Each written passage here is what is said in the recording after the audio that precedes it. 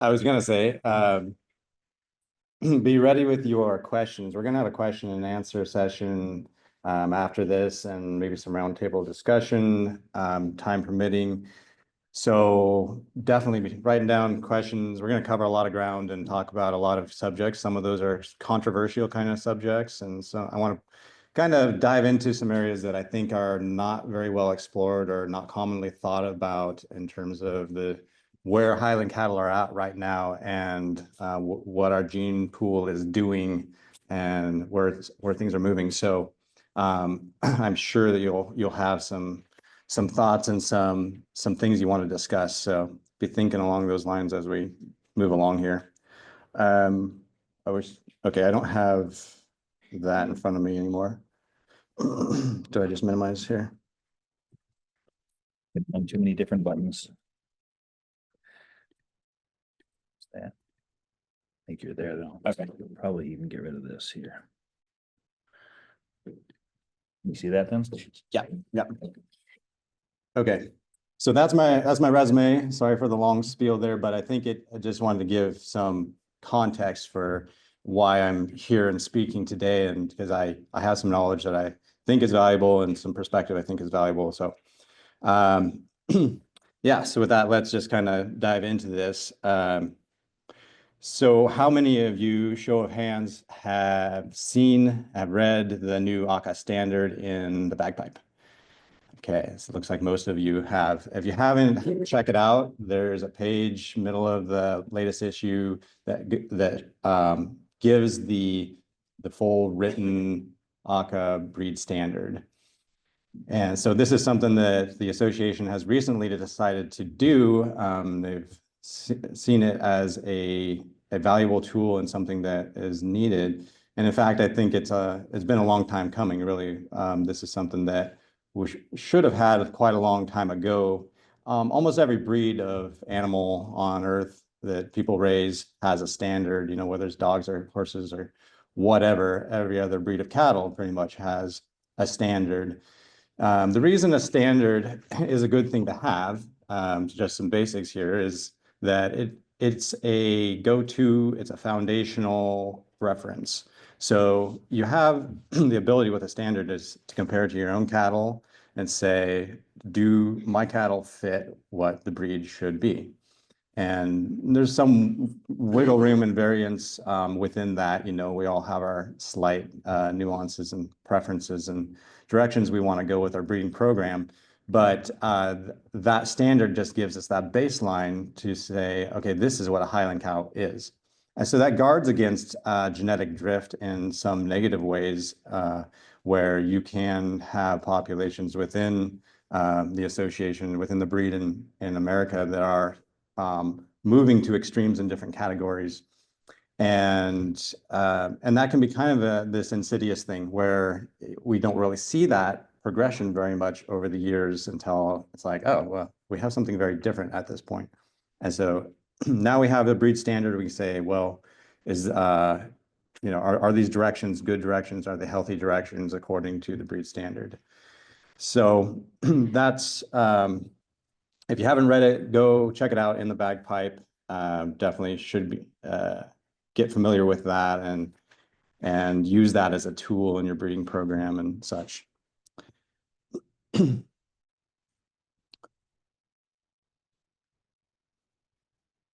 So overarching perspective, I want to start there and just talk about the state of the breed. Basically, where are we at as a breed in the US, and what are the directions we are going right now? What are current trends? And so I'm just going to go through a few of those different things. And so just to start out with, we might as well start with our sales and prices. And we're all kind of thinking that way right now after the national sale. It was amazing. There was incredible prices there, such that we've never really seen before. Definitely not that kind of average for sure. And that's, there's a lot of good about that, a lot of positives about price right now. as we go along, you'll see, I'll discuss some points I feel are kind of the negative side of price too. And there are some things there, and don't want to be a naysayer about good money, but there are some things that come with it that could be negatives for the breed genetically and that sort of thing. So, and that has to do a little bit with how we measure success too. Price is one thing that's really good. We all want to make money. We all have to make money in a lot of cases. If you're a serious cattle person, our breed has a lot of hobby breeders who don't care quite as much, but most people are looking to not lose money on this. So we want good prices, but I'm hearing a lot of people start to talk like, haven't we come so far? Look at how far we've come, and they're referencing the sales and whatnot. And Highlands have come a long ways, they say. And yes, financially we have come a long ways, and in some ways we have better uniformity in the show population. Definitely, I see, having started showing 30 years ago and looking at it now. The bottom end of our national classes would have been winners in 1990 something. So we have definitely come a ways in and getting rid of some of the major faults in our cattle structurally, and just being more consistent on that front, at least in the show population. And I don't know if that's as true as you look at breeders across the nation who are not showing, but a lot of that is monetary progress, where we're seeing better money. But I tend to measure things more in terms of genetic integrity and functionality of the cattle. So when I'm saying, or when I'm judging, where's the breed at and how are we doing as a breed, I'm thinking less, well, are we getting $50,000 and more? Do our cattle do the job that that we want them to do? Are they really functional at the ground level in the pasture, and can they be quality animals and long-lasting animals? And so that's more the way I look at it, and you'll see that that's consistent through this presentation, where my angle is functionality. So, and anybody who's been judged under me also have, that's kind of my bent is, well, does the cattle, do these cattle have the kind of structure and traits that really are useful? And so, so the question for me is, are we actually improving the breed? I hear this phrase, improving the breed. And what does that mean? It means a lot of different things to different people. And sometimes people are thinking more in terms of the show world or the sale world, but again, I'm thinking more like, are we improving the degree of consistency in functionality of our cattle? Are they doing the job that Highland cattle naturally do best? Or are we trying to reinvent the wheel here? Are we trying to do something that they don't naturally do very well? And some thoughts to ponder there. And then the reason for that is, I think if you don't have functionality as your breed's foundation, you won't have money for long. So you think about sustainability of these prices. If it may last a long time, it may be decades, but at some point, if there is not a foundation of usefulness to the breed, of functionality, you're not going to have cattle that are appreciated as useful cattle long term. Their era in the limelight will spike and trend and come down again. So, and then what do you have at that point? You have to still have cattle that work. So, so some other things I'm seeing right now as far as trends go is, the gene pool is really being stretched in some polar ways. We have cattle on one side that are really being bred for the aesthetics, for cuteness, for smallness. And that's a big moneymaker, and it's a big drive right now for the breed. It's a direction that will probably continue to grow because there is a lot of money in it. And and so some of these prices we're seeing in the national sales are being driven by that in recent years. We definitely have a lot of pet buyers coming in, miniature breeders coming in and spending a lot of money on our cattle. And I think increasingly we also have on the other spectrum, we have people from the show world and other breeds are coming in, buying Highland cattle. They're used to paying big prices within their breed for show cattle. And so they're willing to pay quite a bit as well. There's quite a bit of that in our national sale this year. And and that's quite a bit of the influence. And this money that's being spent in these niche areas will continue to drive those niche areas. So what where I'm going with this presentation, I'm going to try to balance that a little bit with getting back to the basics. And yes, we want the show world, and there's certainly space for even, in my opinion, a miniature Highland cow and a miniature association. I think might even be where that should go. But we need some foundational things to remain true to the breed. So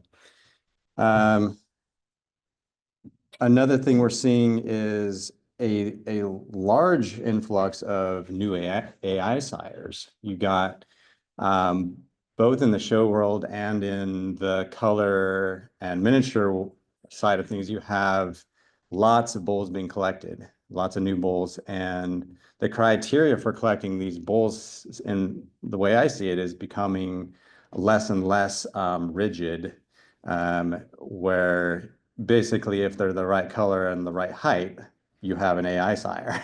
Or if they win a show, they're an AI sire.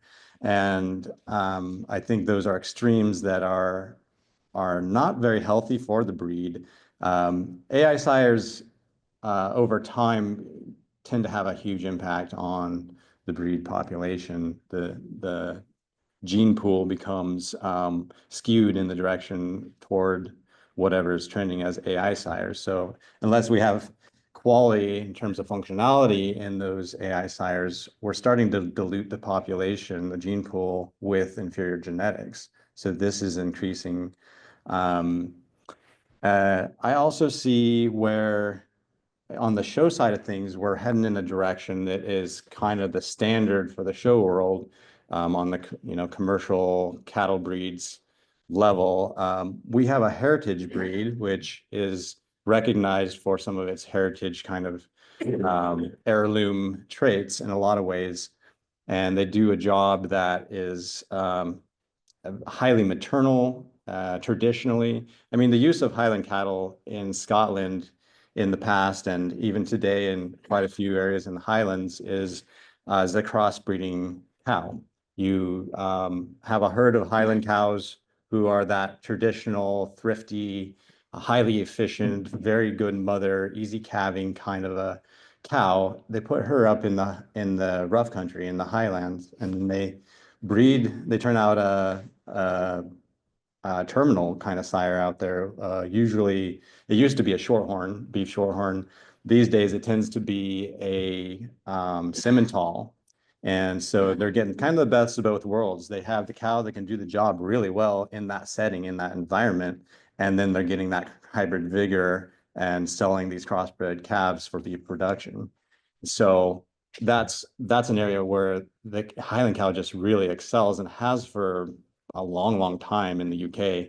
And some of that is happening in the US and Canada as well. There are certain areas where Highland cattle are really being used as a brood cow, a moneymaker in terms of her ability to raise a calf half her size at the end of the weaning period and and do that on marginal feed in rough terrain. So in contrast with what's happening in the show world, standard commercialized kind of cattle, there is a tendency to go really big and we can look at the patterns that have come before us too, as we're chasing the show dream.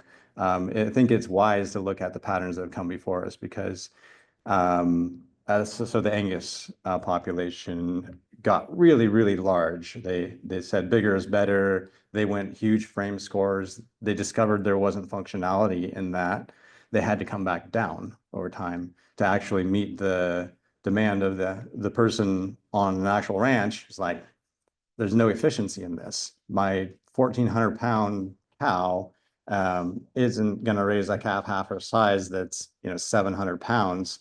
That's just not realistic. And on the feed we have here, and so really a lot of studies have been done that show that your cow that's more in that 1,000 to 1,200 pound range is your efficiency model. She's a cow that can really do the job of raising that big calf on just kind of marginal feed. So that's where the Highland cattle naturally kind of land. And so they have this niche already that is their strong suit, moderate cow that is highly efficient. And so what I'm seeing as a trend in the Highland world is we're starting to gain size as Angus did. Another thing we're starting to gain is straight legs. They're getting straighter and straighter every year. I see them get a little bit straighter. It seems like that tends to be popular because when showing becomes purely a sport, and I think it's starting to lean that direction in the Highland world, and already is that for a lot of breeds, it's a pure sport. You have pure sport kind of judges who are judging less on functionality and more on the aesthetics of show. And straight leg looks really nice when it's coming in the show ring. You get that boxy kind of look, and and most judges will prefer that. It's just it pleases the human eye somehow. And so we get these joints that become straighter and straighter. And here's where I'll jump into these slides because I want to give you some visuals. Now, I should say this here is really not my presentation exactly. I'm going off my notes, but this is a supplement, and it's a visual guide that I've created to show kind of what the breed standard is and what functional structure is. And so as I'm talking through some of my points in this presentation, I'm going to reference what I've created here. And so let's go to the legs section and just look at that.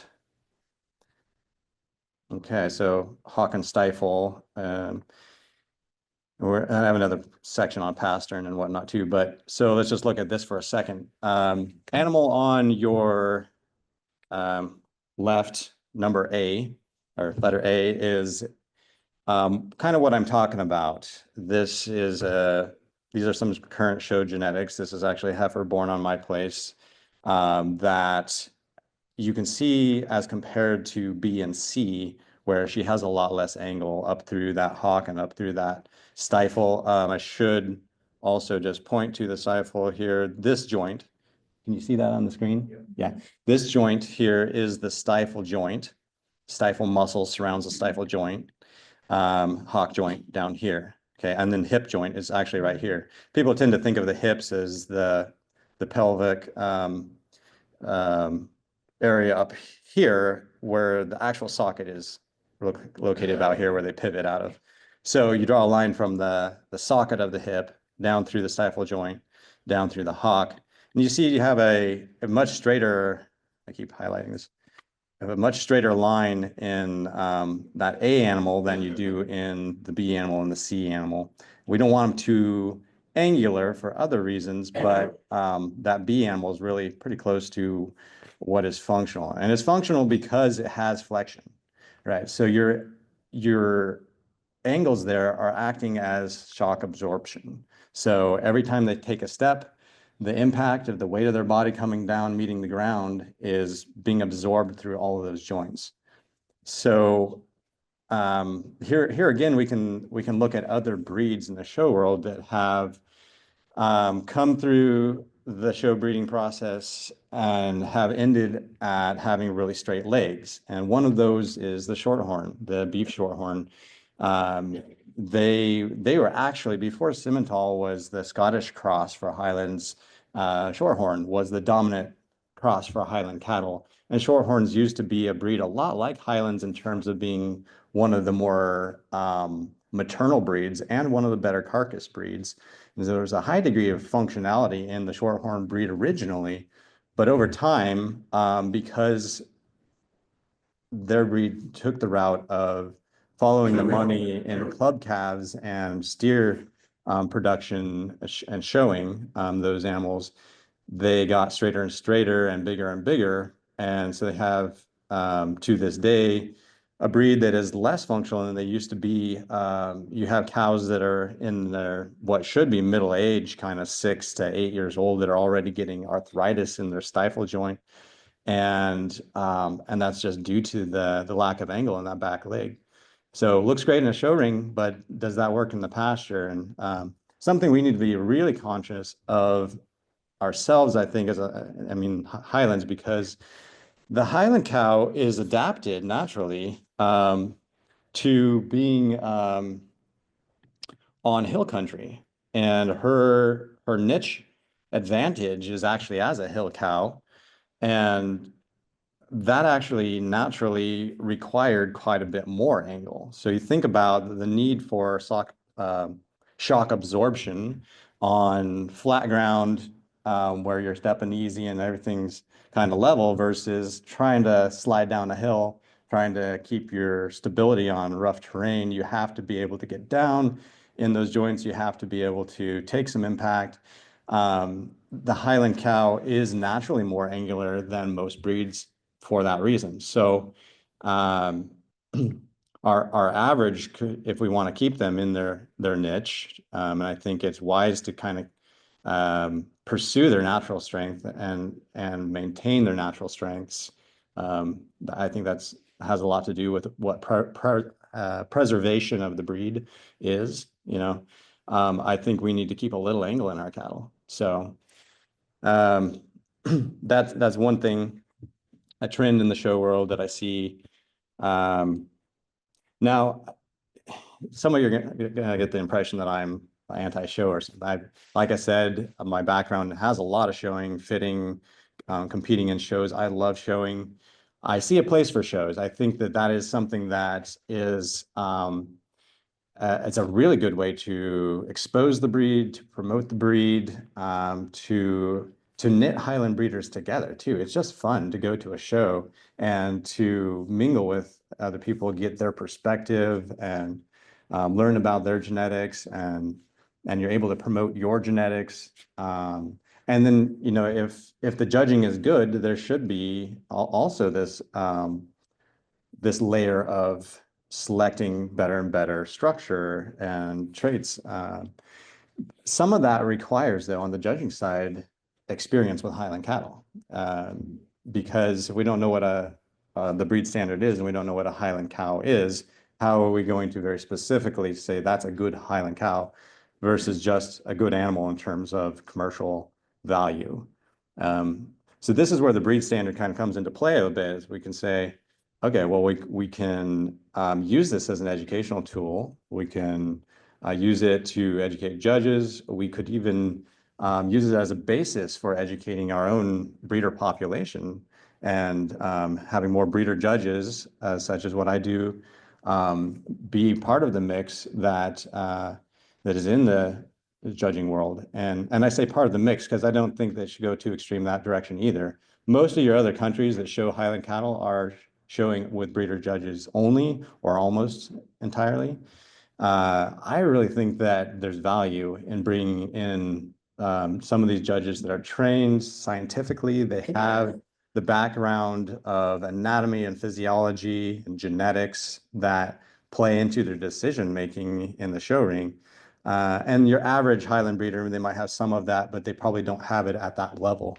So having a mix of whatever proportions, I think, is healthy in the show world, where you have breed experts, specialists, and you also have the science and whatnot that's at play there from the other side.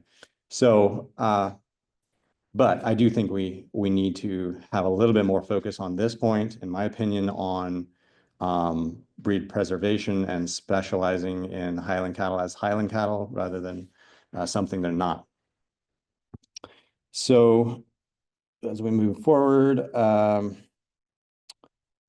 let's see, current trends in breeding. All right, so this is something that I think is a fairly overlooked and not very known issue right now in the Highland world. We are trending more and more to highly inbred cattle in the US. And on the front side of our pedigrees, we don't really realize this so much. That you see all the names from different parts of the country, and you're like, well, these look like outcrosses potentially or not directly related. But if you study the pedigrees and you look back like 5, 6, 7 generations and you start counting the commonalities of sires, you might be rather shocked, especially if you start to look at what is most popular genetically, and especially in the show world, you start looking at some of those pedigrees. I've been studying. There's been this whole buzz about NT821 and double muscling, and it's kind of caused me to start to look at the roots of that. And the Australians have done a lot of work on this, and they have narrowed down on one Canadian import bull from the Oban bull sale, Leodus of Doonside, who was part of the foundation of the GOF program in Canada. They had a big bull test. They were very growth focused, and that bull was their foundation sire. Because the US in the 80s and 90s and even up to today has had a more of a slant towards performance, toward growth and muscle and beef characteristics, we very quickly snatched up those Canadian genetics and said, oh, this is the best thing we can find. So that has been compounding over time. He's not the only sire. There's several others that are kind of in this category, but he's probably the one that we're seeing the most line breeding with. Happens to be apparently the double muscle carrier as well. But in this region and in the Midwest and most of the states that are closer to the Canadian border, especially, we have a lot of GOF breeding. You have a lot of Leodus of Doonside, and it's back there 7, 8 generations perhaps. But it compounds rapidly. GOF themselves were line breeding with that bull to the extent that they, in their own cattle, a decade later, had him probably 4 or 5 times. And then you take those animals from that generation that were sold to the US, and we loved them, and we started breeding them together, and 5 on 5 is 10, and the 10 on 10 is 20, and so on. And so you start to look at this as time has progressed, and now we have, especially in these areas up close to Canada and in the show population generally, you have quite a few cattle that are, I would say in that niche, probably over 20 crosses to that sire are very common. It's common to find that. I'm looking at my own cattle. I have, most of them are over 5 crosses. Some of them are over 20 crosses. And I've been doing some random, just looking without bias, just pulling an animal from the herd book and counting how many times did they go back. And some of those have been over 40. Some of those have been in the 50s. I recently counted one of our winners at the recent national show, not naming any names, but they had 77 crosses to Leodus of Doonside. So we're getting to a point where things are getting very close. Our best genetics are related, and we don't even realize it a lot of times, but something that needs to be paid attention to, because we're locking with line breeding, you're locking in traits. You're getting very consistent. You're whatever you have is going to be kind of permanent in a way, or very hard to breed away from. So if you have flaws and a breed still has some flaws that need to be dealt with, then you need to be really conscious of the fact that you're locking these things in a way that's going to be hard to get away from. Also, because you're losing diversity, it's hard to find that outcross that can even counterbalance those things. So that's a trend I see where line breeding is happening. And there's the problems of line breeding too, is it brings out hidden recessives.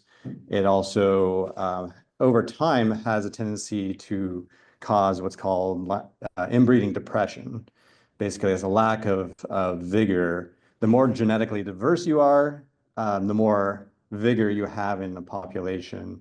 Wild animals tend to have really strong vigor. Highland cattle have started that way, where we have these traits that a Highland cow is known for. She is intelligent. She is a very strong mother. That mothering instinct is really good. Her calves, they jump up and nurse fast. And I've been hearing people, new breeders especially these days, are reading our brochures and saying they're supposed to have all these heritage breed traits, all these things that kind of came about because of natural selection.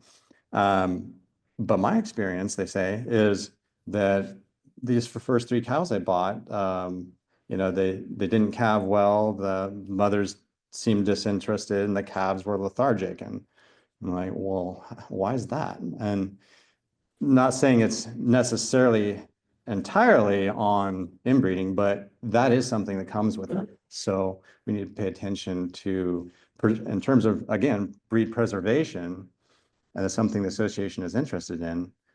We need to be thinking about line breeding, inbreeding, and what it might be doing to our population. There's a lot more to be said about that and double muscling and all that, but maybe we'll talk about that in the discussion. All right, so you can see where we're really getting stretched in all kinds of ways that are extremes and polarities. And that's where this breed standard can come in at this point, better late than never, and anchor us a bit and just try to keep us centered. I think that will go a long ways toward breed preservation and keeping a right perspective about what a Highland cow is. Let's see. Another trend I see is with the rise of prices recently.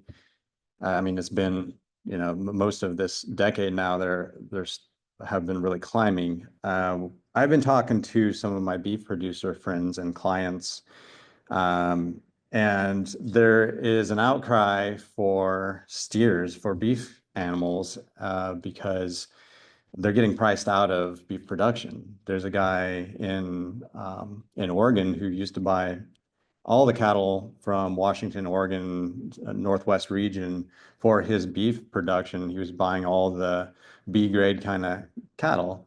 Well, all the B grade cattle these days are being sold as breeding stock because there's money in it, right? And so you can't hardly find anybody that's cutting their bull calves for one thing, because they're worth more as a bull. And then even if they have a steer, that steer is being sold for $3,000, $4,000 sometimes, and just because somebody wants a steer pet.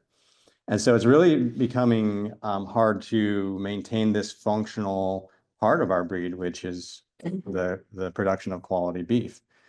So there's a whole lot. I can just go off on a rabbit trail on that too, but I think there's some need to be thinking about the gene pool in terms of what's coming in, that should be getting eaten, right?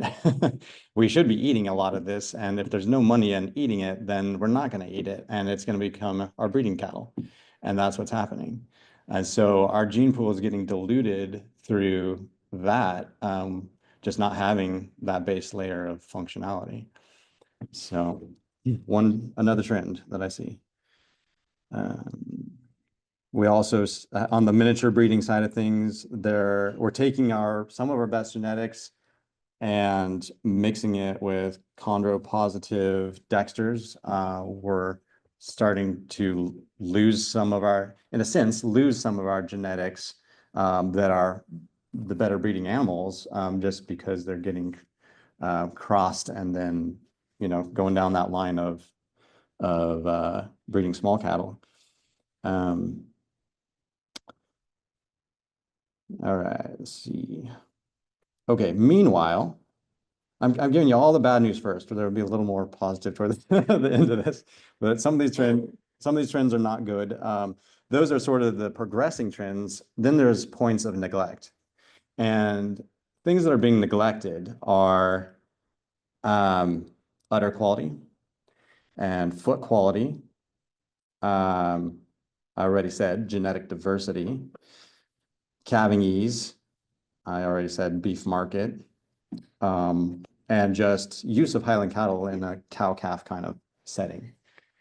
So I'm going to talk about each of those a little bit. Some of them I already talked about, but let's talk about udder quality. I'll use my reference material here again for that. I think it's above us here. Let's see. Nope. I should have put this in a PowerPoint. That would have been easier. Let's see. Okay, here we are. So udder quality. This is another thing that the show game, the sport kind of side of things tends to neglect is udders and all those hidden traits that you can't see in the show ring. Fertility, udder quality. A lot of the maternal things, the important things maternally, are not things you can select for in the show ring.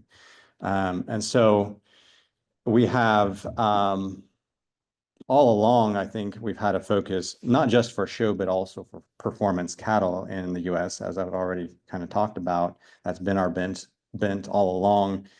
It's what we're known for. I discovered going to other countries, I didn't realize, but we're known as the Highland breeders who are all about growth and muscle. And they have slightly different focuses in different ways in other countries, but that's kind of our strong suit. And not all that's bad.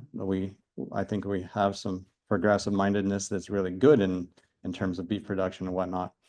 But one of the things, if you're single trait selecting and you're just saying bigger is better, more beef is better, or show winners are better, you can lose track of those really important traits such as udder quality. So as I go around, and I've been going around quite a lot, traveling as a consultant within the breed, I'm looking at tons of different herds all over the US, Canada, increasingly Australia. And I'm seeing that in the US particularly, we have a problem with udders. It's not everybody's program, but I'm just talking national averages. And so I see a whole lot more of this C kind of category cow. That's a bit of an extreme. Maybe they're not all that bad, but unfortunately, there are a lot that are that bad. And that shouldn't be. We shouldn't be tolerating that sort of thing.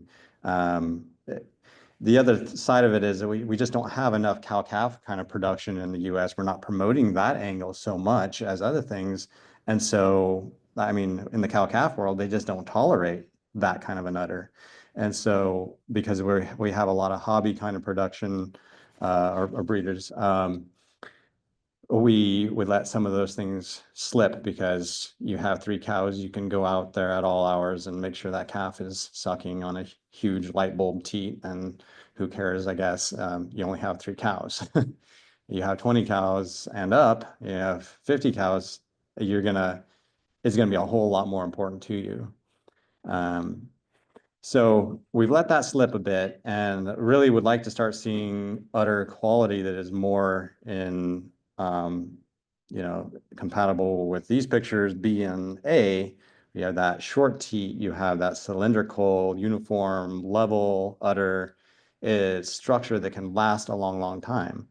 And for the Highland cow, that's extremely important, and more so than probably any other breed in the US, because we have cattle that'll live till their late teens and still be producing. And that's a financial advantage for us because we don't have the growth as much on our side. We have the longevity of production on our side. So you're going to get your money out of that cow over time if she can. One of the main things that are going to determine if she can is how good that udder is. If you have a cow that lives till she's 18, but her udder blows out at 12, then she's, there's no point in her living those extra years. So we want cattle that will milk well, and we have some genetics that'll do that really quite well at this point. We don't have quite the development of udder structure consistency that we should have to be compatible with that milk production in a lot of cases. And so we see even in impact dams, and this is one of the downsides of that, not to bag on impact dams, I'm a really big fan of that whole evaluation, and I think it has some positive things. One thing though is that the high milk production that tends to get that cow status as an impact dam in the first 5, 6, 7 years, she might become an impact dam. A lot of that's due to her heavy milk production, but it doesn't actually gauge how long that udder will last. And so some of our heaviest producers become these impact dams and then expire otherwise in their midlife. And they're not really the kind of cows that we need for the breed, the way I see it. So we definitely need to be thinking about that, especially in, again, going back to AI sires. People are using these bulls. You get a picture, maybe a video of an AI sire, and he's impressive, and you're like, well, that looks real good to me. But need to be thinking a little bit more long term, like what does that bull's dam's udder look like? What did it look like when she freshened? What did it look like when she was 10, 12? And what does that sire's bloodline, the paternal bloodline, does that have a record of udder quality? And we just don't think quite as far back on these things and broadly on these things as we ought to. And so these AI sires, again, highly influential. Some of them are not backed by the kind of udder quality that we need. And so they're massively flooding the gene pool with all kinds of garbage that way.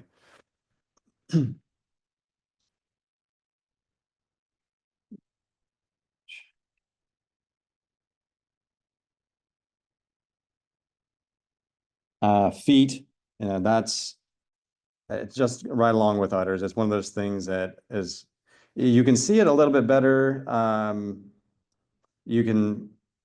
It tends to get selected for a bit in a show arena, but then they're usually in the dirt. And those cattle are usually trimmed, and there's a lot you can hide with trimming.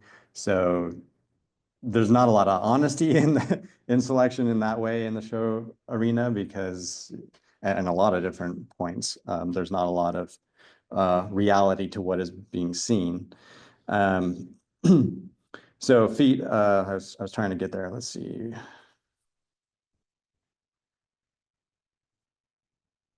No, it's pasture's feet. Yeah. So as I go around different herds, I see a whole lot of these flat-footed, splay-footed kind of hoof patterns, and I'd like to see a whole lot more of this like B category. They're straight ahead, or D. You really see they have that elevation to the heel. They have that cleft. You see in the middle of that foot there, it's just pointing things inward and downward. And the advantage of that is it can wear off.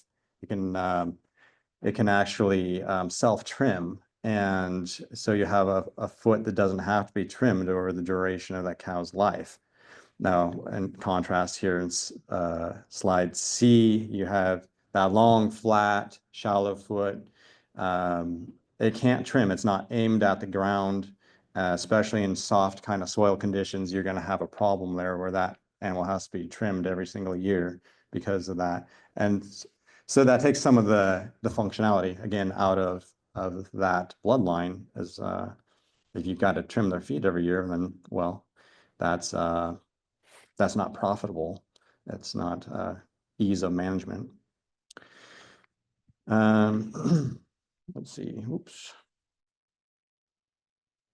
Okay. So, and then I said calving ease was one of those things that we're neglecting. Again, talking to new breeders, I hear a lot of them say, I have calving problems my first year. And I read that this was the best calving ease breed. Traditionally, they are. Traditionally, that is true. And I don't think we're wrong to promote that as a breed. And we should be angling that way to say, our cows don't have problems. But we need to be able to back that up with cows that can actually do that. And what I've seen as we trend toward more performance, more growth, more muscle, I think more muscle particularly, we're starting to breed out the pelvis in these cows. I think we're really losing a lot of hip. I have a slide here. Here we go. Yeah, there's a trend I see toward more of this style animal on the bottom right, that D, where they just have this sort of a sloped and narrow kind of pelvis, and that's correlated to the width inside, right? That's the birth canal. It's really important that they have that external width, not just because we want to see a boxed cow in the show ring or that's our preference in the pasture, but because it really does correlate with calving ease, with a large birth canal. So this animal on E here on the right is more what I want to see, in terms of a calving ease design. You have those battleship hips, they're almost disproportionate to the rest of the animal. The Highland, traditional Highland cow tends to be this broad, deep, and very wide hipped kind of an animal. And the calf just slips right out of there. They have low birth weight typically. Another thing we need to pay attention to, birth weights, and we're trending towards larger and larger in that category too. So we have kind of the perfect storm. We breed tighter hips and we breed bigger birth weights, and then suddenly our new breeders are like, they don't calve on their own. What's up? So we need to maintain Highland cows and think about breed preservation in terms of calving ease. What kind of design really promotes functionality in that area? And there's a whole lot more to talk about here and just, these angles and whatnot, but for the sake of time, we'll just kind of leave it at that. That is a trend that I see happening that's more on that negative side. Let's see.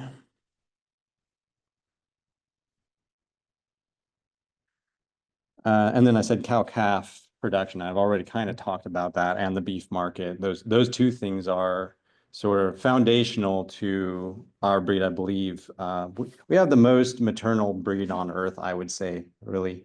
Natural selection has dictated that they be animals that can take care of their calves, can do it on their own.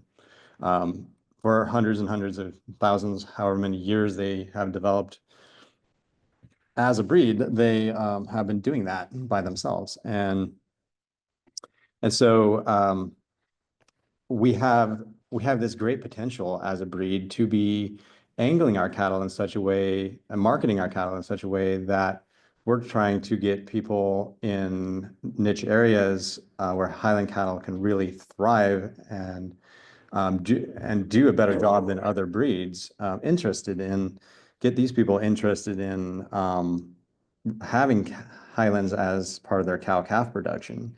But if we're going to do that, we've got to maintain our consistency of udder quality and calving ease and all of these things that we're letting slip a little bit.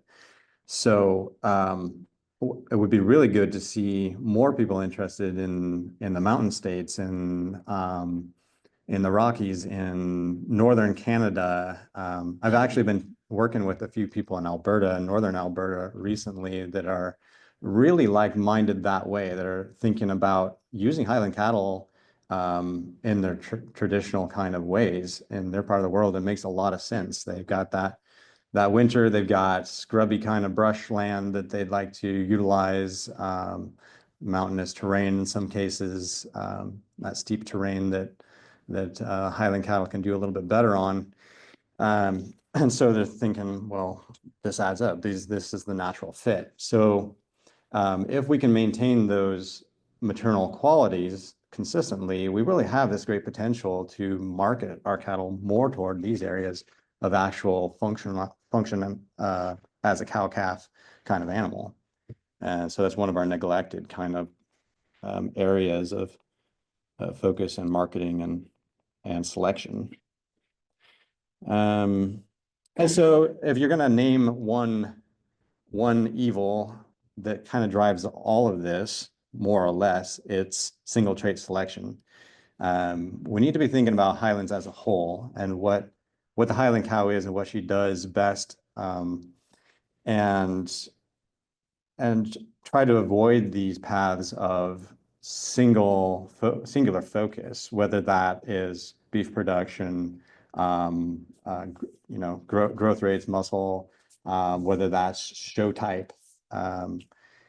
These are all traps in a way where we're not really thinking holistically. We're not thinking about breed preservation and keeping these cattle really good at what they're naturally good at. So what are those things that Highlands are naturally really good at? I've already talked about them a little bit, but I'll just go through this list one more time.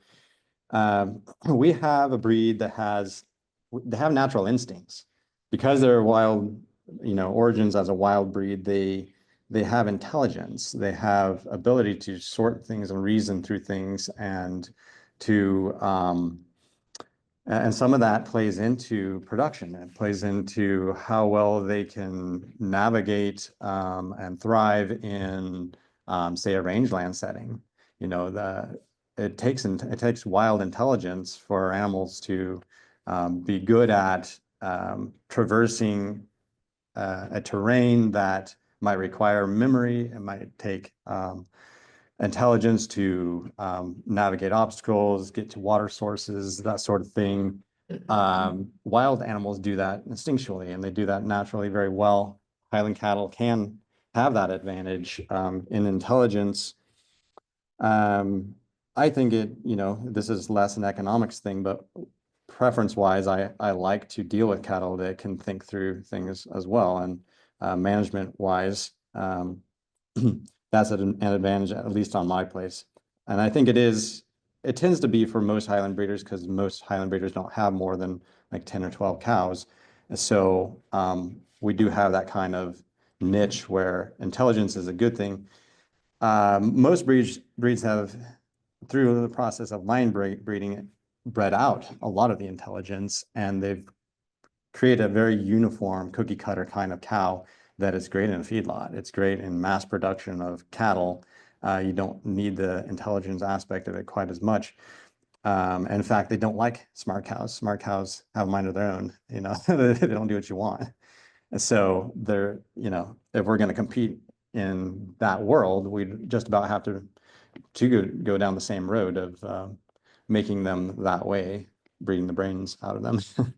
So we also have a breed that you have this hair coat, right? We have advantage in insulation, and I think there is a correlation. And I think it needs to be studied more, but a lot of people believe, and I think there's some truth in it, that the hair coat actually keeps the Highland from having to put on that huge fat layer for insulation that a lot of other breeds have. So that's an efficiency, because you can stick the same amount of feed into a Highland cow, and your ratio of fat versus muscle and your deposition of fat into marbling versus back fat that needs to be trimmed is a lot better. So what's the advantage of beauty? Well, it may be more than just what meets the eye. It may be that a long hair coat actually has carcass advantages. So I think that's worth thinking about. We have horned cattle. What's the advantage of of horns. If you're going to turn a Highland out in the back country of Alberta and there's wolves, yeah, the Highland developed with wolves, and why does she have a long hooked wolf sticker? Because there were wolves, and so again, thinking about sort of cow-calf production and rugged terrain, you've got an advantage there with a horned cow that can defend her calf. And I grew up in Washington State. There was predator animals there. We had bears, we had mountain lions, and our Highland cows would chase the bears out of the pasture, and the bears were scared. They were running. And they see a horned animal coming out. They're like, that doesn't look good. So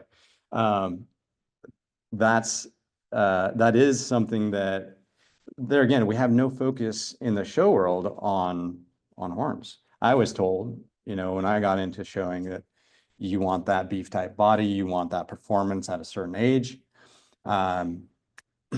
It could have 3 horns or no horns, and we don't care.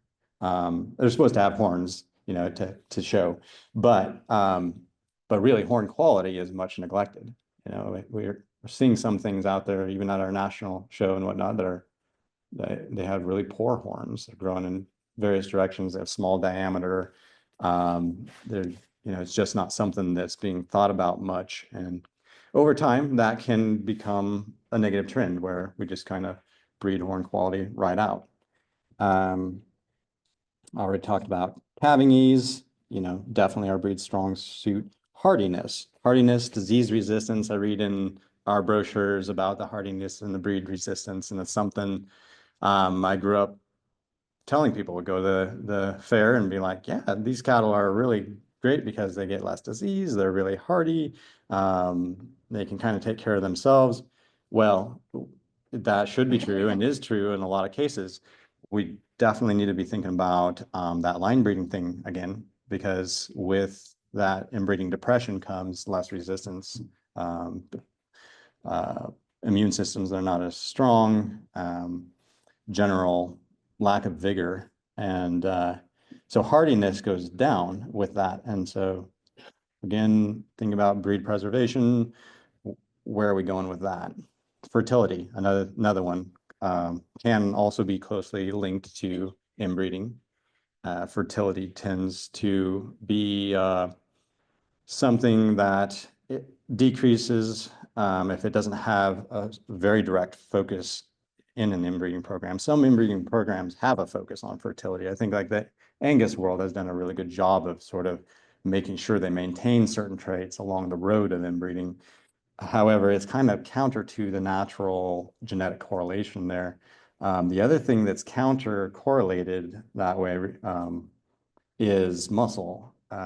So with muscle mass comes decreased fertility on average. There's just a negative correlation between the two things. So if your females are becoming more and more muscle bound, you're going to tend to have less and less fertility. Now, and we could get into like NT821 and that discussion of double muscling and the line breeding of the Odessa dune side. And your wheels start to turn, and like, we need to have some caution around that and be thinking about how fertile our cattle are and will continue to be. I'm cruising along here. How am I doing for time? When is our break? Does anybody know? 3 o'clock is the break. 3 o'clock? Okay. About an hour. We're doing good. Okay. Okay, so that's all my negative Nelly stuff. I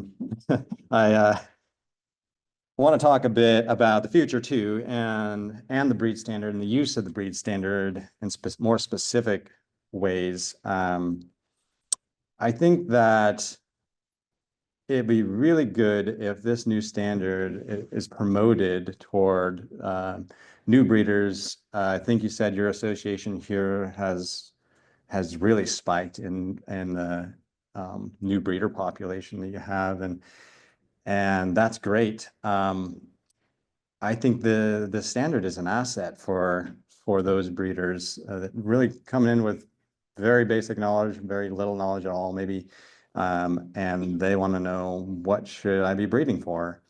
And so this standard gives them a platform, a place to start where they can say, okay, I bought this one or that one, or maybe they even are smart enough to get ahead of the game and they take the standard and they go out and when they're buying and they're like, that looks like a good one, and but it should be informing kind of people's breeding programs and even people have been at it a long time. I think it's something that we should start to incorporate more and more, thinking about a lot of these different traits that are valuable and just sort of essential to what a Highland cow is.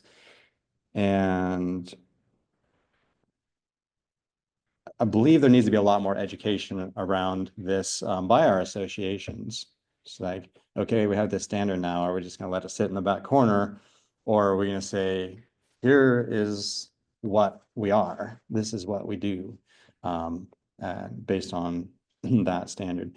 And I would like to see more and more there be interest in judging Highland cattle from the breeders themselves. Now, the U.S. has leaned away from this for a long time for a couple different reasons. One reason being that we have had such an interest in the commercial aspects of Highland cattle that we've tended to like the commercial style of judging in a lot of ways. And like I said earlier, not all that's bad at all. I really appreciate a lot of that in the judging system. However, I think we do need that aspect of just having Highland cattle specialists judging Highland cattle. And so I'm going to be setting up some educational material. And one of those things is this, I'm going point by point through here. And this isn't the standard, but it's sort of a supplement that'll show you, just what is correct structure and why. And that's something you don't hear as much in the show ring too, is they'll say this is wrong or that is right, or they'll use some big judging word that nobody understands to describe it. But there's not that educational element where you're breaking it down and saying, I've written several paragraphs and a why section on every single category. There's a why section that talks about, why are these angles and these attributes actually important for the Highland cow, scientifically and environmentally and aesthetically and whatever. So this is a resource I'm hoping will really be valuable for breeders. They can get the visual, they can get the why part of that, and they start to understand really what is best in breeding practices. So along with that, I'd also like to have some what do you want to call them? Clinics, I guess, judging clinics, and invite people like yourselves and whoever's interested to come and learn how to judge. I mean, it's one thing to have an eye for cattle. That's a starting place. Hopefully, you kind of start with that and you have some natural affinity towards seeing these things. But just adding that layer of, okay, in a show ring setting, you have cattle coming at you fast, you have big classes, you have a lot of things to consider and sort. You have to kind of triage really quick. And that takes some skill. Not saying I'm actually that good at it. I'd like to get better at it, but I do have some of those things that I can contribute to people who want to learn more about how to evaluate Highland cattle. And I think with the increase of people who are interested in judging, we'll have more and more people who are Highland cattle experts actually selecting our cattle. Now, I forgot to mention the other reason why the U.S. has leaned away from this in the past, which is bias. People are, that seems like a logical kind of conclusion. You have breeder judges, they're going to want to pick their cattle. They're going to want to, choose their friends. And and so there is always that potential. all these other countries outside the US, Australia and Scotland and Germany and everywhere you look except for the US, you have breeder judges breeding the cattle, and they've considered that point of bias, and they weighed those things, and they've come to the conclusion that it's worth the risk. To have Highland specialists judging is worth the risk to have the potential for bias. Now, we hope that people are ethical, and when I'm judging a show myself, I try to have my blinders on to who's on the end of that lead and whether I'm or not I know that cattle's genetic background or whatever. I'm just trying to breed the cow that comes or judge the cow that comes in front of me. And hopefully your judges are thinking that way. But in Scotland, I was there for 7 months. I did their show circuit and the big shows, the Royal and all of those ones. And their judges, they're usually breeders who have been doing it for 30 or 40 years or their whole entire life, 60, 70 years or whatever. And their grandpa did it too. But not always. Some are young judges coming in, and they have some scientific education. They have more recent history with Highland cattle, and they have some good things to contribute too. But what tends to happen is that you'll have one Highland cattle expert with his opinions of what's best or her opinions. And the next year you will have this other breeder, their neighbor or their fellow show competitor. And there's a little bit of balancing, because if the first year the judge is really biased, it's like, I just prefer me and mine, then the next year they're getting judged by the person that they put at the bottom of the class. And that person's gonna be like, well, tit for tat, And so as you have more and more of that, it kind of naturally balances itself out. People kind of mind their P's and Q's about not being biased. And then you're getting the advantages of having people who know Highland cattle judge Highland cattle. So that's my bent and bias, and you might have different opinions, and I'm eager to hear your questions and thoughts on that. And I don't know what our schedule says, but that is really the majority of what I had. And I think this discussion will probably go for a ways. So let's just open it up to your thoughts and questions. Gonna open it up here to thoughts and questions. Fire away. So do you think like getting the EPDs and all the data is a really good thing as far as keeping the breed and birth weights and stuff like that? Yeah, I think data collection is a really good thing. I like that you asked that, because it should have probably been in my presentation, because the more data we can gather, the more we really know realistically what is going on in our breed. I really, as a consultant, I strongly encourage my clients to take records, record their data. It's frustrating even as a broker, which I do quite a bit of, to try to find people genetics that they can rely on without that data, because they're like, well, find me a bull. So I go around and like, well, here's your options, and then I do as the facilitator of that deal, I'm trying to find vet these cattle and find all the nitty gritty on them. And you ask people, and they're like, well, I'm gonna take a birth weight. I don't know what the dam's udder look like. Well, I'm sorry, I'm not gonna sell that bull to my client. I don't want them to end up with a wreck. And so I think that we really ought to be pursuing knowledge and the collection of knowledge, and thinking about things like NCHCA and where that is in our genetic population, and what we can and can't do with it, and where we want to go with that. And certainly carcass data, growth rates, all of these things are important. And the more we know, the better, more informed breeders we can be. So As far as EPDs go, specifically, that's a difficult one because the association has already endeavored upon that, and it would be a really cool thing if we could do like a lot of our commercial breeds do, where they grab a piece of paper, they're at the bull sale, and they're like, oh, that's a decent looking bull coming through. He's got the biggest ribeye, he's got the best intermuscular fat and all of that, but also he has all these expected progeny differences.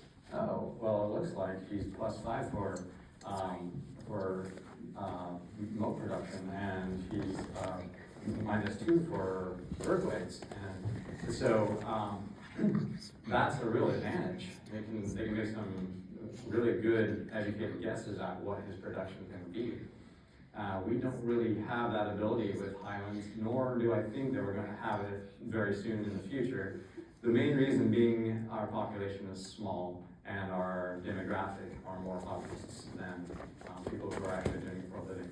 So because of the hobbyist thing, you don't really have a lot of people who have the desire to really pursue economic traits and functional traits. They just want a pretty cow in the backyard. And then just, in terms of numbers, it's, UPDs are built off of large population statistics. So there's accuracies. If you read other EPDs, you can see a little category for accuracy on all these EPDs. So it's not just the numbers you see, it's how accurate those numbers are. And so you might see a +5 weaning weight bull, and if his accuracy is really bad, and you're like, I can't really trust that. But the accuracy is built on how many calves he's produced. And so many of these AI sires are, they have hundreds and hundreds, thousands of progeny already perhaps, and a lot of data that's been gathered on those, so they can have these strong accuracies. That's the main problem with Highland cattle EPDs, is you can't really generate a strong accuracy level off our small population. Some of our best AIs, more prolific AI sires that have maybe over 100 progeny, 200 progeny might be like a lot of calves for a Highland bull. Whereas, like I said, these other breeds have hundreds and thousands of progeny. So, but at the grassroots level, at that basic just level of responsible breeding, I think Highland breeders could do a lot more to gather data and share data and be thinking that way. I have twofold question. First is regarding NTA 21. What's your view of mandatory reporting? Controversial subject there. The question is, what is my view of the mandatory reporting of NTA 21?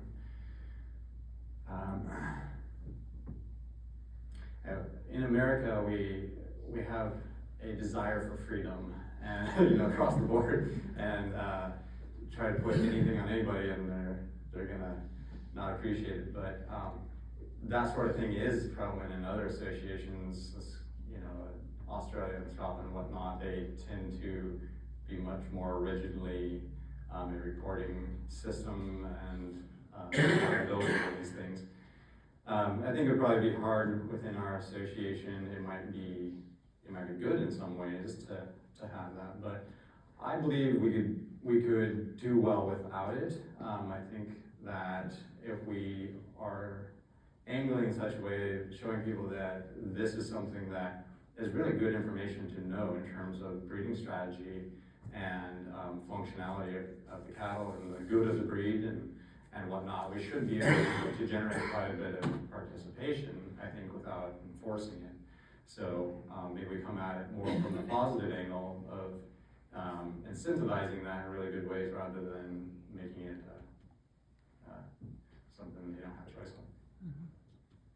on. The second part of the question was going to be regarding how the current standard, as it's been written in the bagpipe, is it written in such a way that it would prohibit or discourage miniatures? And when I think of miniatures, I think of they're in kind of like two different lines, right? We have just structurally they're smaller, or there's the crossbred Dexter situation. So obviously those aren't registerable because they're crossbred Dexters, but those that are registerable, within the breed standard, is there anything that would prohibit that?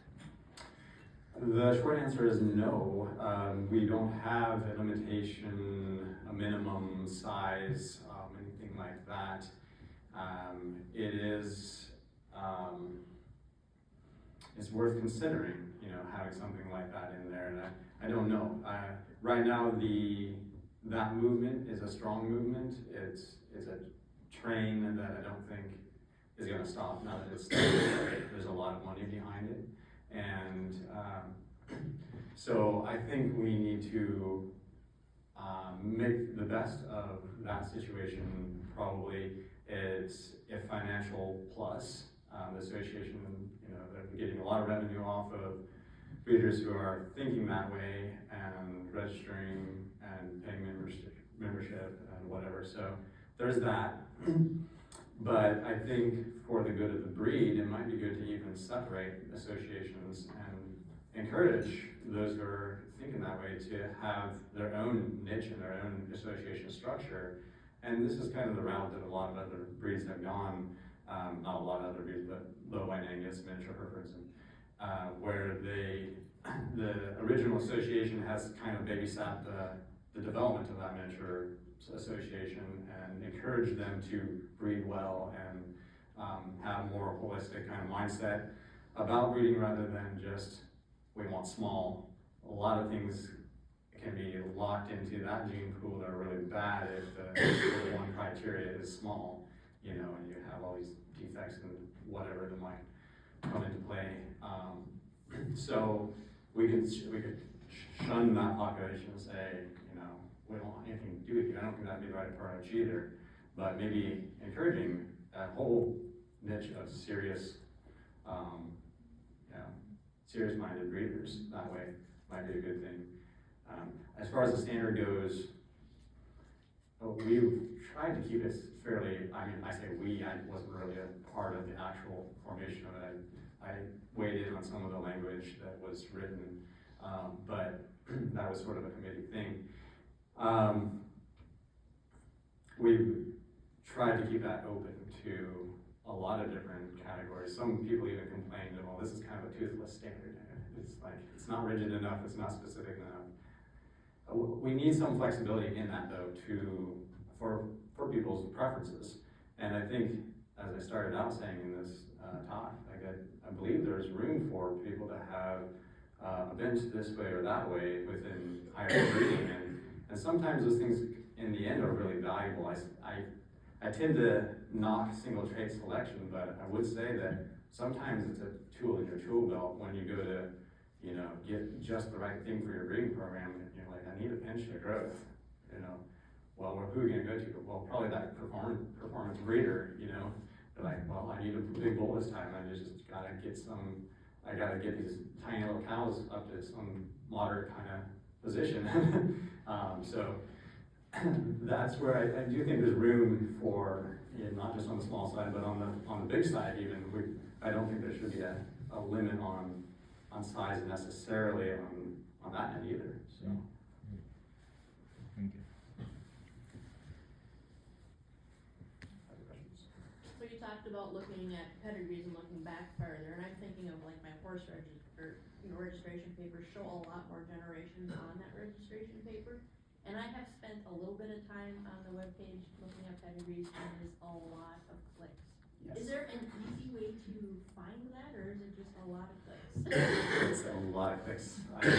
I've been up till 1 a.m. various nights counting the O's and June side crosses. I'm a nerd clearly, but click. Yeah, that is what it takes at this point. So that's like hours of research. But one thing that I would like to see developed in our herd book search is an inbreeding coefficient. If you get on the Canadian website, you'll see they have these statistics, and they will even list all the common ancestors and what percentage they represent, and then they'll do a inbreeding coefficient which actually gives you a number, like 1 or 2 would be pretty minimal. You get up to like 10, that's actually a really high number for inbreeding coefficient. They probably are one of those that has 20, crosses to something else, that's what comes higher. So that would actually save us a lot of work in clicking. Say, our database will calculate this for us. There's your number, that's how inbred it is. And these are the ancestors. And importantly, these are the ancestors that are part of that inbreeding, because that makes a big difference. If it's a really quality animal, we might like to have a lot of those traits stacked up. If we got a lot of problems there, watch out. So. You also mentioned the herd book, the printed one. It's always been a mystery to me. I've never seen one. How do you use those? What's in them? Do they print them anymore? I'm not. I don't think they do. I don't have one in my possession as well. Just clicking on the computer. Yeah. Yeah, hard copies. Yeah, they used to have, and you can still get the old hard copies of the herd book from the association, I believe. But current ones, I don't think so. Okay. Yeah, that inbreeding coefficient is being looked into now by the genomics committee, and Gina is having ABR give us an estimate on the cost of that. So, Okay. hopefully something will come about. Yeah. Mark said that they're working on, ACA is working on that as of recently. They're working on this idea of having an inbreeding coefficient in our system. So might not be too long. We'll see what the cost is and whatnot before we have that kind of data at our fingertips. Be good. When you talked about carcass traits, can you give some examples for everybody what you're actually looking at on carcass traits, or what you think are most valuable when you're doing that? Can the average person go to the butcher shop after they've taken their animal in and look at those things themselves? Yeah, if you're educated in that way. I mean, part of my college university education in animal science was there was a beef carcass evaluation element of that. If you have that background, you say, yeah, this is how you judge percentage of marbling. You can look at your own steaks, and you could actually do that. You could measure ribeye area in those steaks. That sort of thing can be measured. You can't do that on everything.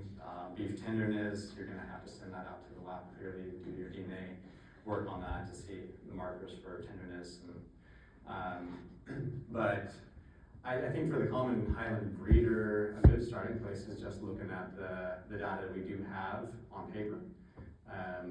We have been collecting ultrasound data at the national show for a long time. I want to say since like 2020, or maybe even a little before that, I can't remember. Yeah, before that. Yeah, it's been going on a while. So we, and I don't know, Mark or somebody else might know if ACA keeps an ongoing record of that. Could you contact? You can go on ACA and find the results back. Quite ways. Yeah, they've got 7, 8 years. 10 years, I think. 10 years on there? That's great, yeah. I have all the hard copies. I always keep them when I file them. But it sounds like you can actually go on the website and find these things. So pull up that ultrasound data, and you have a bunch of different categories. I wish I could show you an example, but when you look at those, you have the animal's weight, you have the animal's ribeye area. These are vertical columns, well, it's actually a horizontal row for each animal. But the vertical columns are weight, ribeye, back fat, intramuscular fat, and scrotal circumference. Not a carcass thing, but they measure scrotal circumference as well. So the big things to look for in that data are the correlated categories. So one of them to start with would be body weight to ribeye area. So that's an easy one to do. It's supposed to be pretty close to 1 for 1, 100 pounds or 1 inch of ribeye area, 1 square inch. So that's That's kind of the first category you look at. You're looking down your list of show bulls and you're like, okay. And a lot of these end up being your AI sires, you know, a lot of these national show bulls. And so you're like, oh yeah, so these AI bulls I want to use, they've got, you know, he's a 1,300-pound bull, but he's only got an 11-inch ribeye. Well, that's not a very good ratio. We want to see something on a 1,300-pound bull is more like 14 or 15-inch ribeye. And then the other correlation that's good to look at is intramuscular fat versus back fat. And I was talking about, you know, the use of calories. You pay for those calories that you put into the animal. You want them to be used efficiently. So that's a good correlation to look at too, where you're looking at the back fat numbers. They're almost always they're about 0.2 something on these show animals. They've been fed a lot for show typically, and yet what we find with Highland cattle is that back fat is really quite minimal for a heavily fed animal. 0.2 something inches is, you know, you're talking like a quarter inch of back fat. And most of these, even the older show bulls, tend to not have over a half inch. That's rare to have half an inch of back fat on the Highland. So what we usually see is really good or moderate to good marbling with really minimal back fat, which is good carcass data on average for Highlands. Within that good trend, we see some outliers. Some of those are really exceptional. So a really exceptional kind of number would be like, we have something real close to a quarter inch or less of back fat, and yet this animal's like a 3 something or a 4 something for intramuscular fat. Those are high numbers for intramuscular fat. On the flip side, you wouldn't want to see like a 1 or 2. That would be a pretty minimal kind of an intramuscular fat rating there. So there is some data. There needs to be more interest in that data and more people studying that, I think. Get savvy on that and add that information to your decision-making process and grading and have a leg up.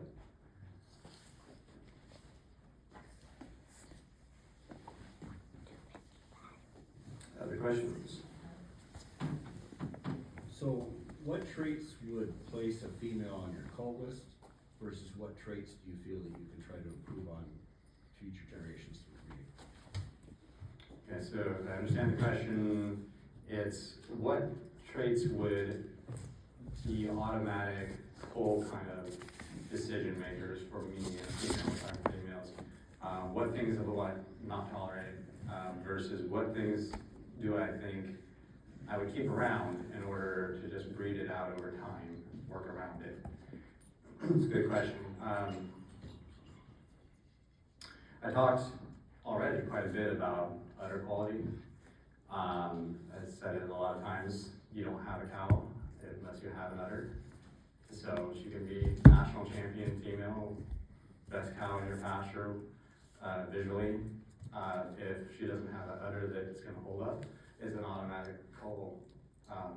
If it's at that level of quality that I'm like, that's just not going to last. And because I want to be thinking about the longevity of the breed and what's best for the breed, not just what's gonna make me a dollar at the next sale. Or $50,000 at the next sale. But there is a level, I would say, there's a level of tolerable discrepancy in an udder. I have certain family lines in my herd that I'm working on udder-wise. I'm like, she's not where I want her to be, but I'm thinking very much along the lines of bringing in sires that can really give me the next generation of udder quality.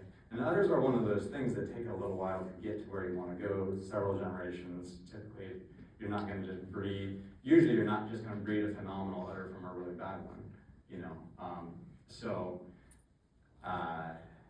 Economically, the smart person probably would pull any kind of discrepancy and just start with something that's really good. But I have certain lines that have enough quality in a lot of different other categories. I'm like, they're good enough in the udder area that I can just make sure the bull she's crossed to is going to be improving that.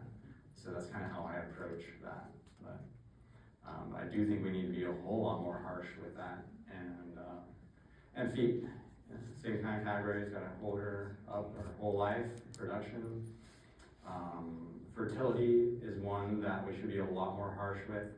If she doesn't breed this year, maybe there was a problem, maybe it was environmental, maybe it was too hot, whatever. I give a little forgiveness for that. Not every breeder would. They're very commercial-minded kind of people. Some of these people have zero tolerance for that. It's like, she didn't breed this year, she's gone, you know? And that's, again, economically, that's probably smart. You just, you don't spend any time trying to get that better. But, you know, a breeder might say, like I did about udder quality, well, we'll give her a second chance, you know, this next year. Maybe it was the environment, truly it could be. And she breeds fine the next year, okay, well, there was probably a fluke. But you have a cow that's having a hard time every single year, a cow that's losing time over the years. You know, she started in March and now she's calving in the fall, and she's gone clear around the calendar to the next year without, and then you have a problem with fertility there in that particular animal if that's not the trend in your herd. So that would be a qualification to the coal animal. So, yeah. So, as a fairly new breeder, you know, we show a lot, but I think that, and I'll get to a question eventually, but I think it's, and we're dairy people, full seeds, right? Mm-hmm. So, you go to a bull stud and you look at daughters of X bull. Nobody shows cow calves. Mm-hmm. I mean, we had the only cow calf in Yeah. there, right? Yeah. So, how do you know, and we're looking to keep what we have, make them better, you know, hopefully make them better, but Mm-hmm. how do you find that information? Because, I mean, we see pictures in the bagpipe, you have what they should look like, we know what they should look like, Mm-hmm. but how do you find those pictures of deciding, okay, I'm gonna use this bull? You've seen, so we use the Grand Champion bull, we've seen the bull, right? Yeah. So we know what his feet and legs look like. But, Yeah. well, I don't know what the udders are gonna look like, cause he hasn't been Right. used yet. But Yeah. even on old bulls, let's see if I wanna go in a totally different direction, I wanna use old bulls. Right. I mean, like the bull that our three cows are out of, I know of 5 females out of that bull. They all have really, in my opinion, being a Holstein person, really, really good udders. Mm-hmm. Nobody else knows that. Right. So because so somebody asks me, I'll say, udders? And I don't know, I'm new. Yeah. But, I mean, how do you find that information? That's a great question. That's where I think the Highland breeder has to be particularly diligent with the lack of EPDs and whatnot. We need to be breeders who really do our research and dig deep, because it's not easy, like you're saying. How do I know? I run into this every single day pretty much as a consultant broker. Like I said, I want to run all the tests and figure out all the points of quality for my clients. And so I'm giving people interrogation. What are, to the level they're probably annoyed with me, but you just have to do it, you know, it's like, ask those questions. What were the birth weights? What are the maternal, paternal genetics on birth weight and on udder quality? What is her record of calf production? You know, the questions that a lot of Highland breeders are not asking and should ask, you know, what these things are related to functionality and fertility and whatnot. So if you are diligent, I find, because I'm diligent, that I will get a lot more data than most people. And I have several thousand pictures of Highland cows in my database where I can reference ancestors, and I have enough of a breeder network that I also can ask people who know people, what were that bull's daughters like, you know? But I've been in the breed 30 plus years, so I have that leg up to be able to do that. I just know people who know people and had the experience with the specific cattle. But as a new breeder, that's really kind of daunting, isn't it? To say, man, where do we start with trying to find information? The harder you look, the more you'll find. But I would also say that you might just, without bias, come to me and ask, or somebody else, a mentor that is in your area that's been doing it a long time, and say, you probably have pictures of these older animals. You probably know a little bit about this. Can you tell us some background information? And that'll get you a long ways ahead of just this guessing game of, well, he's a national champion, he must be good. You know, I hear you there. That is a struggle for sure. In the back, yeah. I was thinking about it in my head, and now I don't know how to say it out loud. I was thinking about your talking about the inline breeding and how everything seems to be going back to one specific bull. And without importing new genetic material, this might sound ignorant, but do we have those genetics in the US, or that diversification, or is that something that we're lacking in that? Yeah. Because I know several people who have started initiatives. Josh Krenz has brought in semen from Scotland, Stacia Danielson is working on something.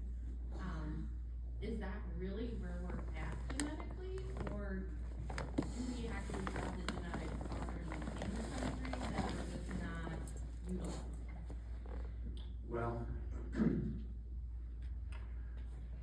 the answer to that is somewhat complex. You do have a narrowing of the gene pool in some areas. It is not just that one sire. That's just an example. Yeah, he's definitely the leading sire for inbreeding. But if you look at any of the major popular import sires from like 1960s onward, most of those bulls are going to show up in your pedigree multiple times. And of those, there's probably 5 or 6 or 7 that were really influential, that were really good, and people bred with those genetics quite a bit in the 80s and 90s and whatnot. And so those bulls are also stacking up quite rapidly at this point. But the trouble is with diversity is a lot of times what is diverse is not as good. I mean, we have bred the ones that are good again and again because they were good. So we compound what's good and neglect what isn't.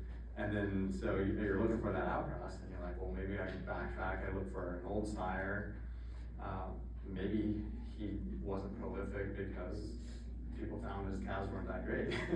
You know, maybe he can offer some traits that we haven't been valuing as much as we should. You got to think that way too. Like maybe somebody missed something valuable there, and that can be the case. But and then you also have, if you're looking at more modern genetics, trying to find something that's been bred today, you're going to have to go to some more isolated part of the country usually to find that. Or Canada, there are areas.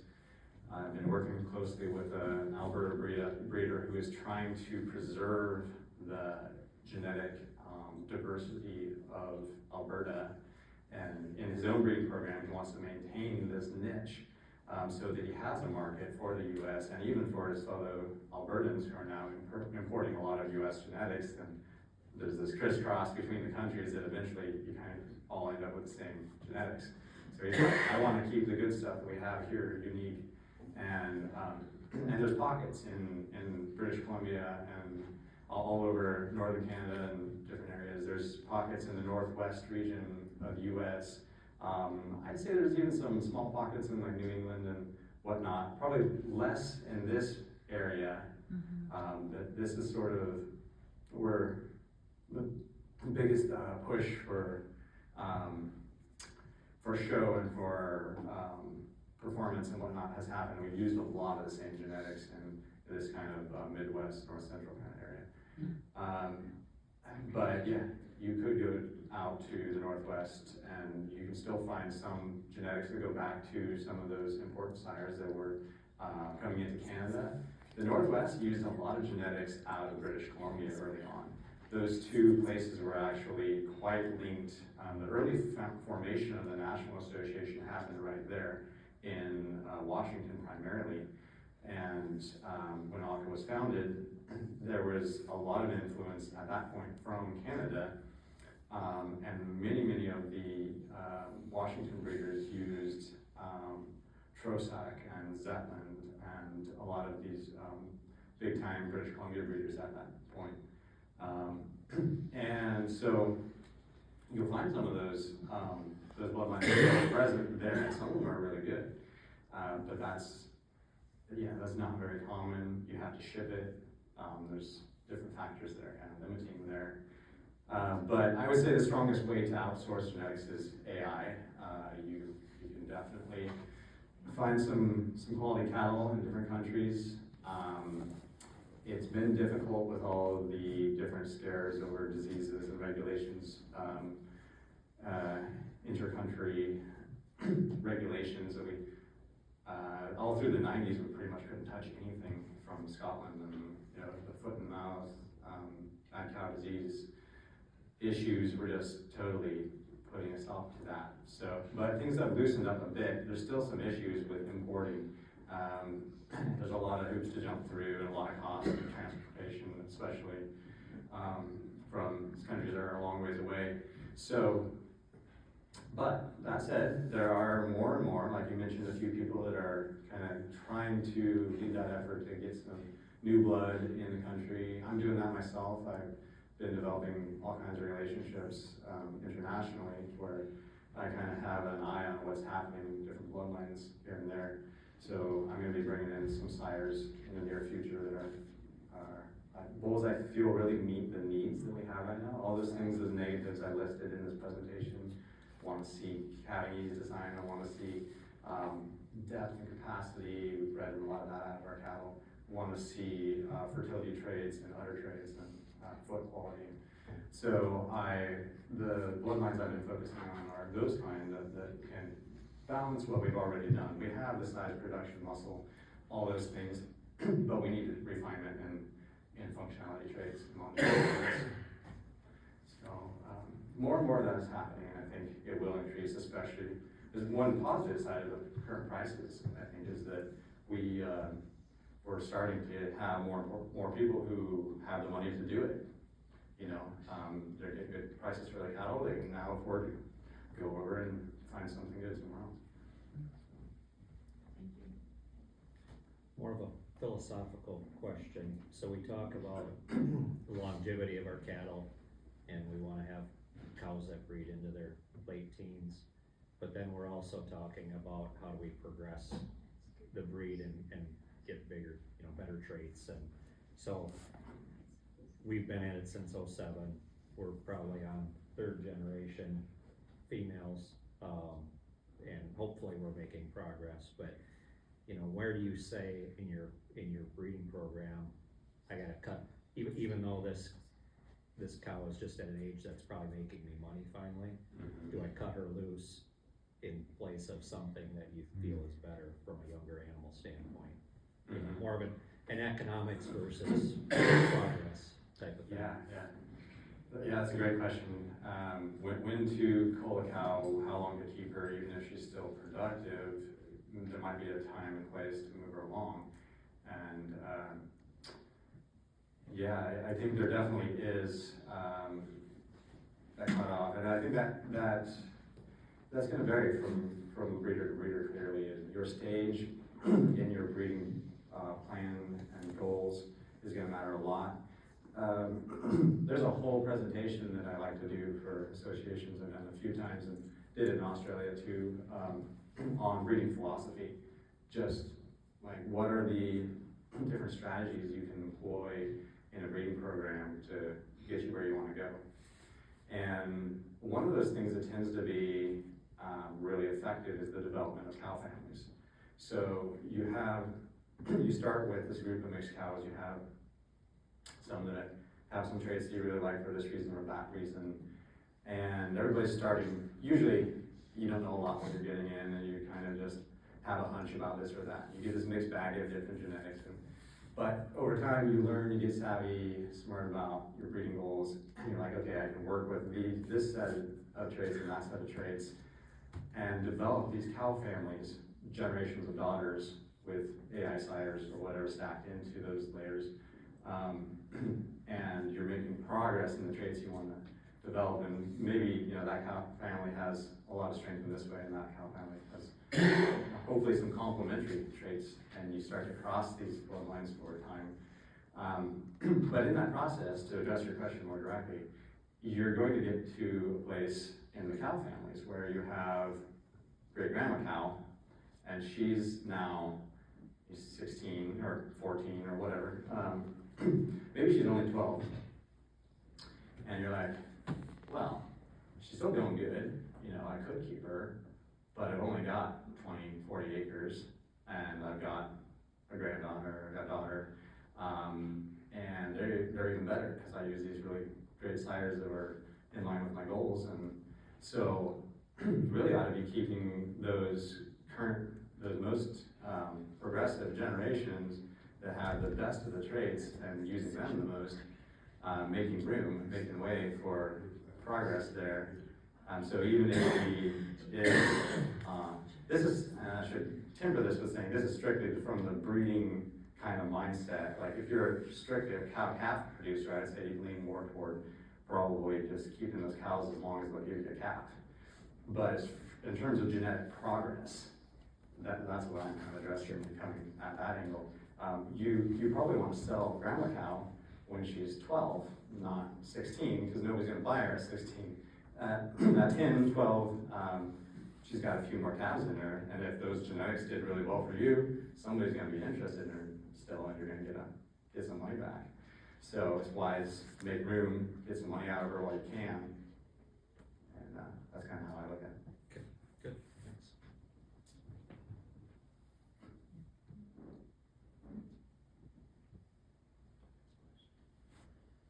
It's okay, fire away. Well, we've all seen that color is a big thing right now. Yeah.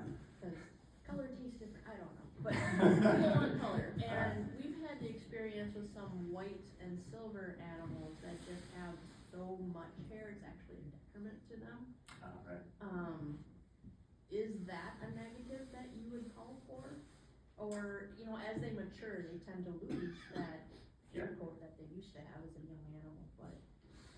Yeah, that's a very good question. The question is, when is, and I'll paraphrase here, when is a breed standard kind of trait too extreme, maybe is a way to think about it. Like she's actually specifically talking about hair. When is too much hair too much hair? And I just moved to Tennessee. I'm starting to think a little bit more that way. We're at a little higher elevation, and we're management-wise trying to do some measures that'll to kind of offset the issue of humidity and heat and whatnot. But it is a factor that I'm starting to think on. We brought our cattle over in April, and it was already getting pretty warm. I had cows from Washington State that hadn't shed completely yet, and I took the clippers and just shaved the backs and shaved the butts and gave them an advantage. And they'll do better this next year, just acclimating to the climate. But there were a couple of cows that just want to stand in the pond the whole time and not eat. And so, and I saw that they were the ones that had more hair. And so I'm like, I love the hair, but at the end of the day, you've got to breed the cattle to work for your land. So that's where, in terms of like your question about the breed standard and limitations on, giving specifics of we shall have 4-inch hair, 6-inch hair. I don't think we want to do that because we do have cattle that are in the Midwest. We have them in high Rocky Mountains. We have them in the Deep South. There's limitations of what they can and should probably do, how far you stretch them ethically. But that is a consideration, and I think in the South, and even in your area, you're finding, even in this Midwest kind of area, you're finding like that's a factor, and some that just don't shed that base coat very well, and they carry that into the summer, and they're just sweating, they're just so hot. Fertility goes down with heat stress. That's a big problem. So, milk production goes down. They don't eat, they're not gonna milk well. They're just trying to keep cool the whole time. So, I would say we wanna keep that base standard. We want long hair. I have a whole description of hair code in that I put together. It gives you a starting place. And you can take that starting place and say, but for my land, I need to shift it a little bit this way or a little bit that way to tailor to the needs of my place. I think that's perfectly acceptable. So.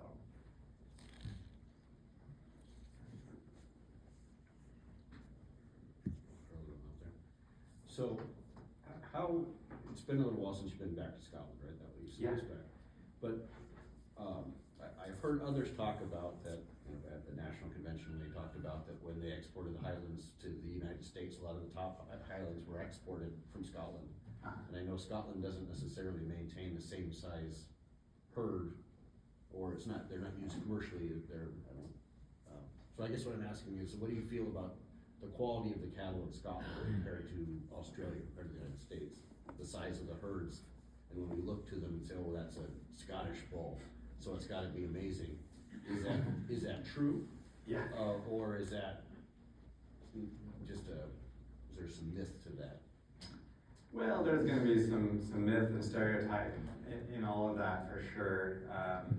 There are some true trends too in that.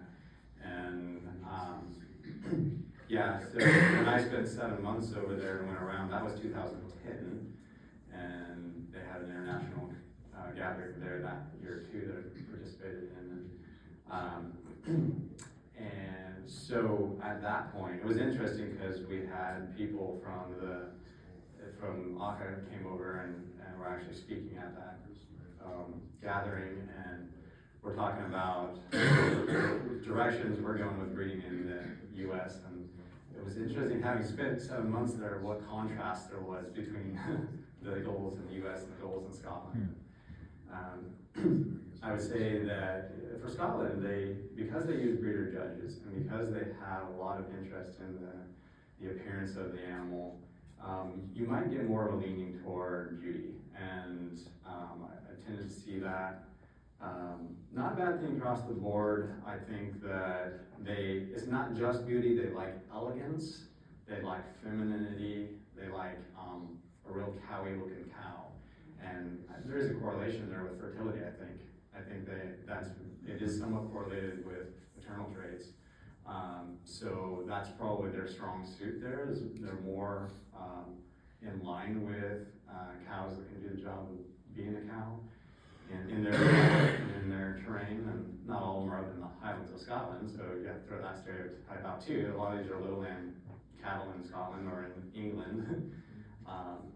And so there's breeders there. There's a lot of diversity, really. You can't really put it in a box necessarily. I saw where in the lowlands of England and Wales, you've got some herds that just big, boxy kind of brood cows, and really impressive from that lowland beef production perspective.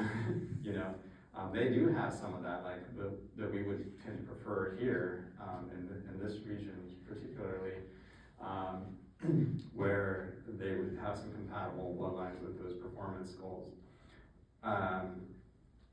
But I'd say the average is a little bit more typey in terms of having beauty, having a horn set that is nice, having a hair coat that is nice.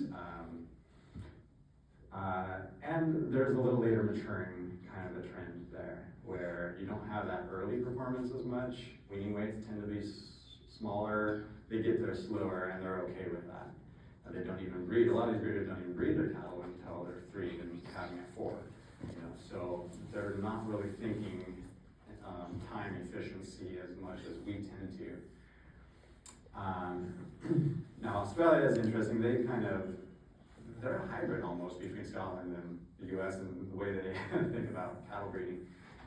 They use mostly AI sires from Scotland, and so they're getting a lot of that influence. But at the same time, their breeding goals are they tend to be a little bit more performance oriented, growth and muscle and whatnot. So they're utilizing those genetics, but kind of over time shifting toward their goals. And so judging there was interesting. It was kind of like, it felt like going back in time a little bit in the US to the early 2000s kind of probably time period where our classes were real strong on top and then the bottom half was not so good. But the top half had a lot of performance, and that's what I saw. Their national show was really good top side to the show, not as good on the bottom side, both in terms of performance but also structure. So it's very mixed. It's very mixed in every country, but I felt like the average quality was actually better in Scotland. If you go to the Scottish show, you don't see that bottom side of the class so much being weak. It's pretty strong down the line, more like what we're trending towards in the US now, I think, with consistency anyway. Yeah, I don't know, there's more to be said there, but AI sires from these different countries are going to have some of those advantages, disadvantages in some ways. There are some really untapped areas of the world that I wish would open up, and I'm kind of trying and using some leverage here and there to try to open some of those doors. But like Germany is one area that we've barely been able to utilize because they don't like to quarantine, for one thing. Doing the quarantine for export is difficult to get them to do. It's an ethical kind of thing in their mind, and they have some of the best Highland genetics in the world. They just really do. They've been buying the best from Scotland for many decades, and they're probably better than Scotland. I mean, just because they bought a lot of the best ones, and then so I don't know if they have the best Highland cattle in the world or not, but it's that's debatable. But they do have some good genetics that I wish we could have more of over here. The Scandinavian countries also have a lot of really good direct Scottish import kind of bloodlines and high quality cattle in some of those countries. But, yeah.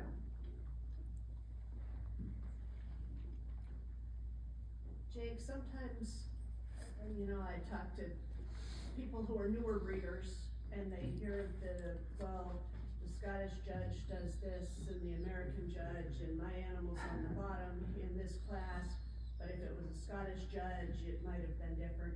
How different, any class, you know, any class at the national show, how differently would those animals have stacked up with an American style judge versus a Scottish judge looking at them? Yeah. Well, there's actually a lot of diversity in judging in, say, Scotland. So there's the stereotype, which is kind of like, oh, they like beautiful cattle, and they're gonna prioritize that. Yeah, that's somewhat true. You'll see some of that, but at the same time, there's a lot of different breeding goals over there, and a lot of these different judges have preferences that are quite different than the next judge. These things kind of all balance out in their show system over time. You have different bents and whatnot. But yes, you can say the average is more toward that elegance and beauty and femininity and movement. They really like to see great movement, which is a good thing. We need to focus on more. And so the placement would be different on average, I think, because our judges are mostly, like I said a lot about, the college-trained judging team kind of judge who is looking for what wins at the show game in America. They are going to pick a very different style than what the Scots are going to pick. And I think that some of those Scottish judges, and again, there's such diversity, it's not gonna apply to everybody, but a lot of those are really thinking more in terms of what is a Highland, you know, and what specifically should a Highland look like, and what are the specific goals of breeding Highland cattle, and, you know, in terms of what they do really well, and what we want to preserve in the breed. So that plays in so much to their decisions that you could take our national class and probably divide it out in an entirely different way based on those criteria. And I wouldn't say it's wrong in a lot of ways, and you know, there's some value in that. But it would be upsetting to our trends because we don't tend to prioritize in the same ways necessarily.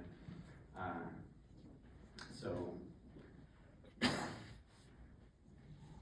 Jake, can I follow up on that? So Yeah. do you feel it would be flip-flopped, or do you feel that the top 3 or 4 might be in a different order?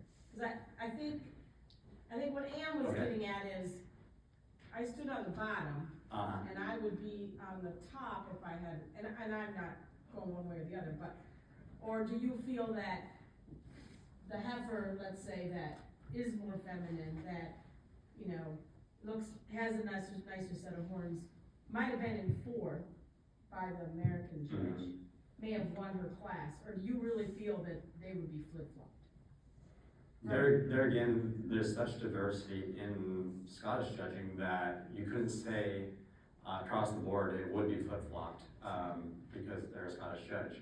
I've seen some judges from Scotland that I think would have placed the top, definitely the middle section of the show, of the classes, very similarly. But then there's some things that are just no-goes for them that they wouldn't tolerate, and so you'll get some people that are down the bottom of the class, and I'm like, why in the world? I had the best animal in the class. Well, she had the worst horns, you know, you know. And there were some winners at this show, this last national show, would not have been champions because of that reason in Scotland. And so it's just different priorities. We haven't had a breed standard up to this point and haven't been encouraging that in our judging, and so that's just something that's kind of not something we've been paying attention to, and it's shocking when we get somebody from a different perspective and a different association, and they're like, we don't tolerate that. You go to Australia, they just got crop year, you know, that's gonna be bottom of it. And they won't even allow it probably, they won't even register the crop year cattle. I had a senior heifer champion class of 20-something at the national show. She had like no ears. And, you know, she would not have placed in another country. That was one of those things, is like, how do you weigh it? She's an amazing heifer. Do I breed around this? She's grand dam of some of our national champions today. She's several of our AI sires that are big AI sires in America. She's the grand dam. If I told her, because she had no ears, some of these full-eared bulls that we have today, we wouldn't have. But so some of these things, the savvy breeder breeds around, you know. And so I'm not quite as harsh with some things if I have enough compensating quality. You know, it might be the make or break if that's like strike 3 and she's got no ears and she didn't breed last year, you know.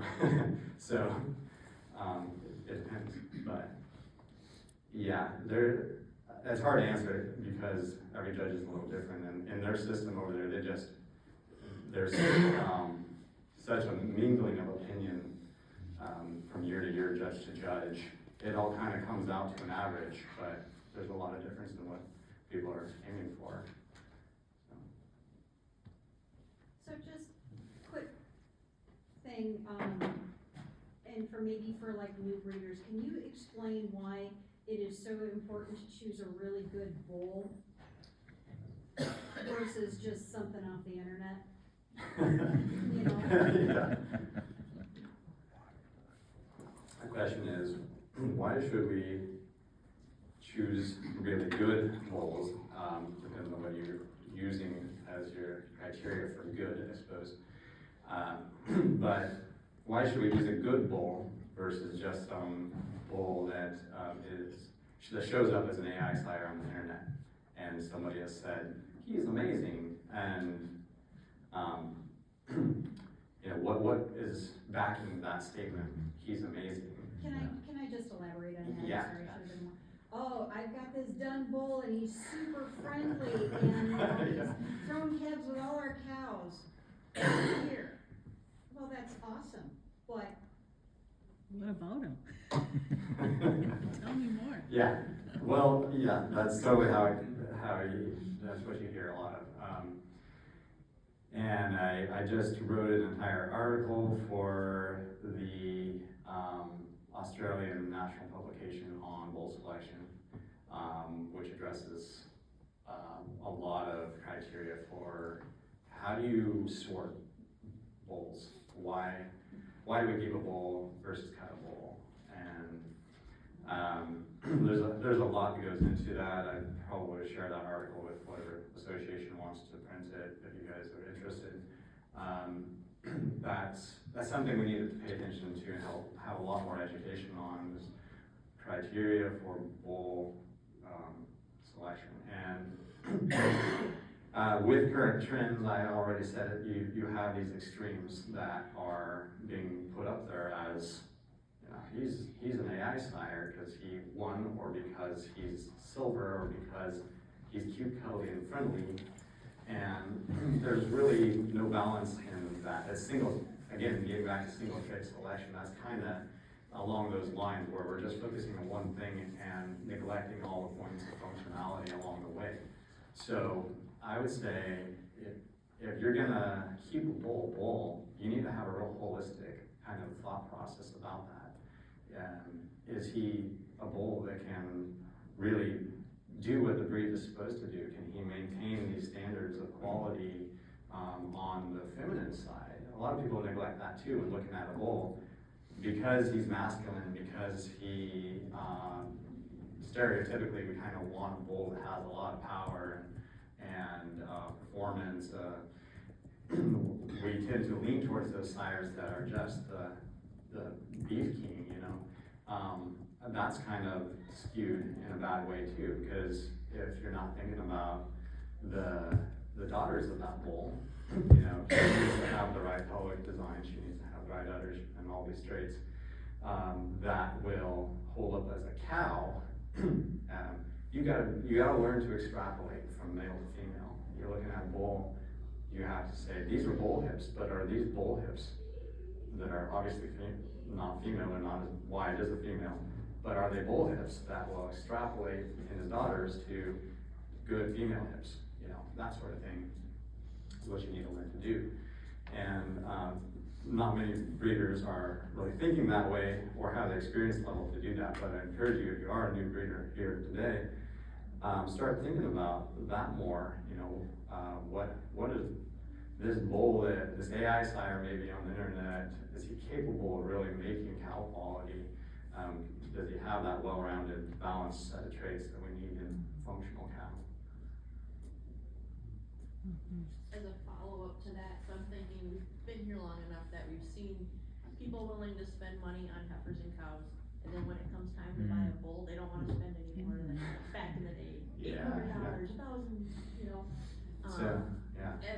But not seeing that investment in that bull gives them next year's 6, 10, 15, 20 calves. Yeah, the wise breeder will invest on the male side heavily financially.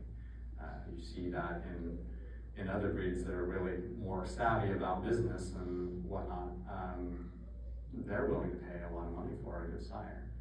And a really good bull will sell for a lot more than a female will. And that's because the reason you just stated, that a bull's influence is so much more than a cow. Again, new breeders tend to not think about this as much, but you know, that's each year you're using that bull, he's half the genetic influence of your calf crop. All of your replacement heifers that you keep are going to be his daughters, and so he's a trendsetter in your herd and maybe in the breed. If you make him an AI sire, then he's seriously a trendsetter. And so I lost my train of thought there. Yeah, so he needs to have those traits that can really do the job well. Yeah, sorry, going to the rest of your question, what was, there was another part of it. There was just kind of a comment that people are more willing to spend money on the. Oh, yeah, female right. size of breeding. Right, so I would say, going a little further with that, that we should be a little bit more, thinking a little bit more about spending on bulls. Because there is this trend, like, they're only worth half what a heifer is worth. There's a lot of bulls. There's more bulls than there should be. And so, like, in this bull article I wrote, I really encourage people, don't keep the majority of your bull calves, especially if you're a new breeder. That's probably inappropriate. You probably just don't have that quality yet. Your more experienced breeders have been doing it decades. Their average might be high enough that they can keep a larger percentage, but and their middle grade bull might be better than the average for the breed. So there's that. But most people's bull calves should be steers. So it's just across the board. That's the average. That you need to think about making more beef and less bulls. So, yeah. Can you kind of elaborate on what a bull should look like, as far as, scrotal circumference, hips, yeah, I wish I had my slides still. I don't know if that's up yet, but. I'll take a look. sorry, Tom. There's a lot to be said about that, and it's, again, it's thinking rightly about the whole, where the breed standard, the functionality traits, and that ability to extrapolate from male to female when you're looking at the bull prospect. So, yeah, I think you mentioned scrotal circumference.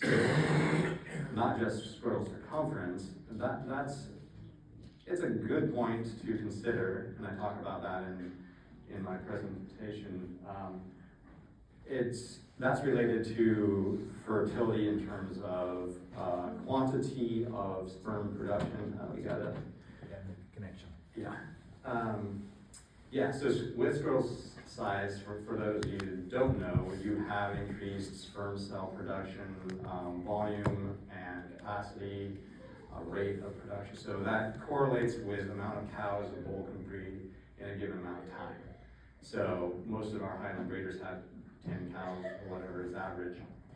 It's not a big factor with Highland cattle, usually, unless you have a herd of 40 cows. Once you get to that number, like 30, 25 plus, up to like 40 cows, you get to a spot there where it's like, do I have one bull or two bulls? And then that's where efficiency comes into play. You have to start thinking about how many bulls you want to feed. And so if one bull can do the job, he can cover 35 cows, then that's great, So, and that is some of our Highland breeding population. There's also a correlation with the sexual maturity of his daughters. And so larger scrotal circumference has been studied and shown to be correlated with early maturity sexually of his daughters. Again, Highland cattle, they're a slower growing breed. It's less of a factor for us if we're breeding our heifers at 2 and calving them at 3, which is kind of average. We're not thinking about breeding them at a year so much because we're not trying to push them in that efficiency. And so it matters less that way.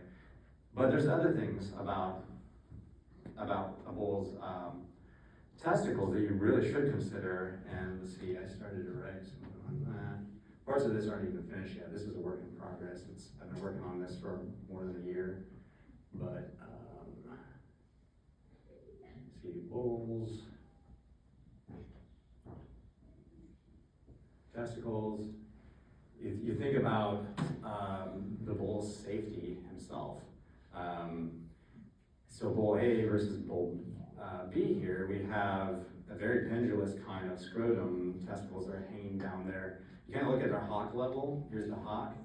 Draw a line straight across, and that's kind of at the top of his testicles right there.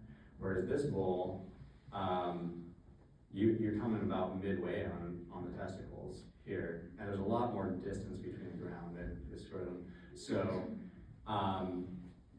if you have a bull that needs to go cover 35 cows in Wyoming on rough terrain, you don't want his nuts knocking between his knees everywhere he goes.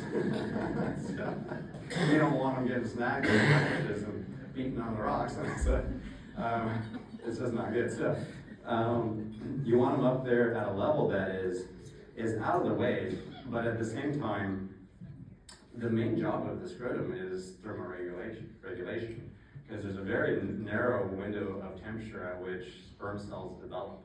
And so the job of the scrotum is to constantly be going up, down according to temperature, so that you can get optimal sperm production. So you don't want them too close to the body either. This dun bull is kind of ideal. He's got, I like to see about twice the length of the testicle. So the testicle here starts at the epididymis and ends right about up here, and then the rest of that is sort of the neck of the scrotum. I like to see a setup where it's about 50-50. You got testicle and about the same distance of scrotum. And that allows for movement, but it's not way down there. And, but then also you just want uniformity. Like, you don't want twisted testicles, one bigger than the other. That sort of thing is something that you pay attention to. Yeah, so there's various factors to think about there. That's just one part of a bull we're talking about. So you can see, you can break just the testicles down that far, farther than that even. There's a lot in this holistic approach about thinking about what bull to keep that you need to be considering. A lot of people aren't even reaching under there and feeling, does he have two testicles, before they sell him as a bull. So we start there, we say, yeah, 1, 2, that's a good place to begin. And so yeah, and then you should have some quality in terms of breed standard, even those aesthetic sort of points of beauty. We do want those things. They do have functionality, correlations. And I think we write that off a little too quickly, the beauty part of it, as we're talking about Scottish judging and their bent toward that. And in America, we're sometimes so utilitarian in our thinking that we're like, well, what does it matter? But the reality is, yeah, there's probably almost nobody, in this room, myself included, that owns Highland cattle or got into Highland cattle because you were strictly thinking about beef. You didn't appreciate at all the way they looked. Most people got Highland cattle because they loved the way they look. It's just one point of their value. And it's increasingly a very strong point of a Highland's value is the way they look. With the trend toward more people being interested in backyard cows and something beautiful to look at, that's driving our prices. It's something that we should be considering, even from an economic standpoint. Beauty is valuable. So,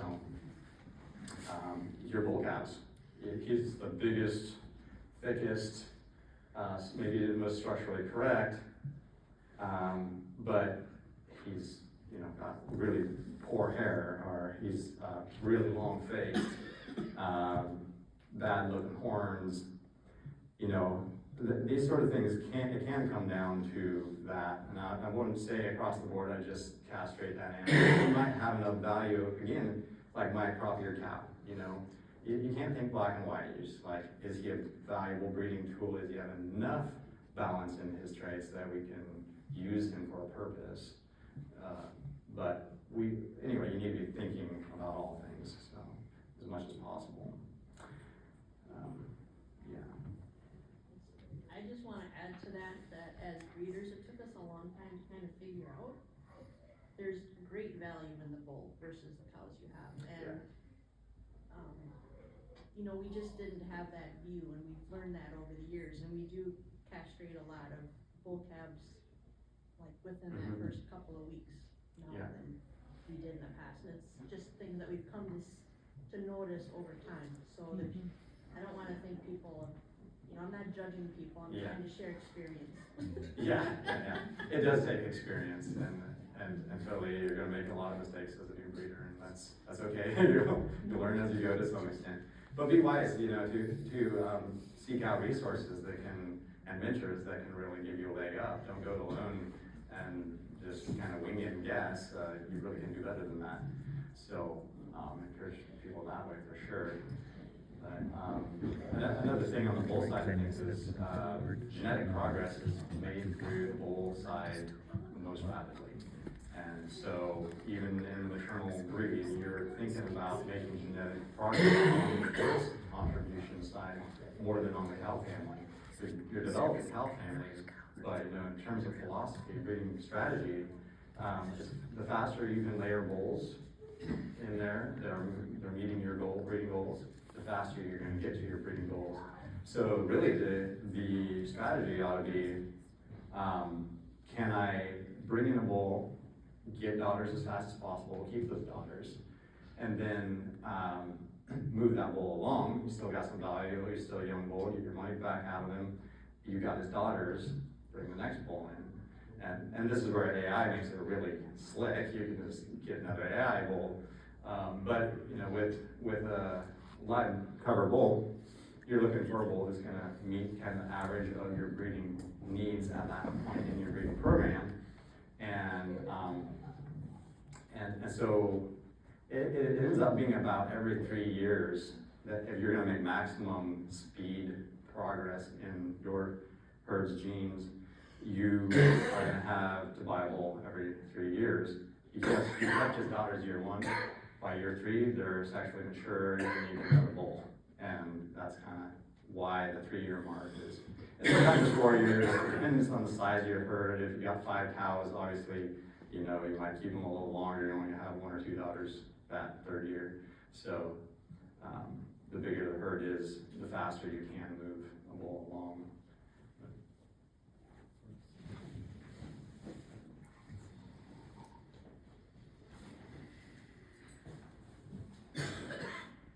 We want to wrap it up here. I think we're getting close to our timeline. We can certainly talk on the side later if you have other things you're thinking of. And I appreciate you letting me have this time and space to just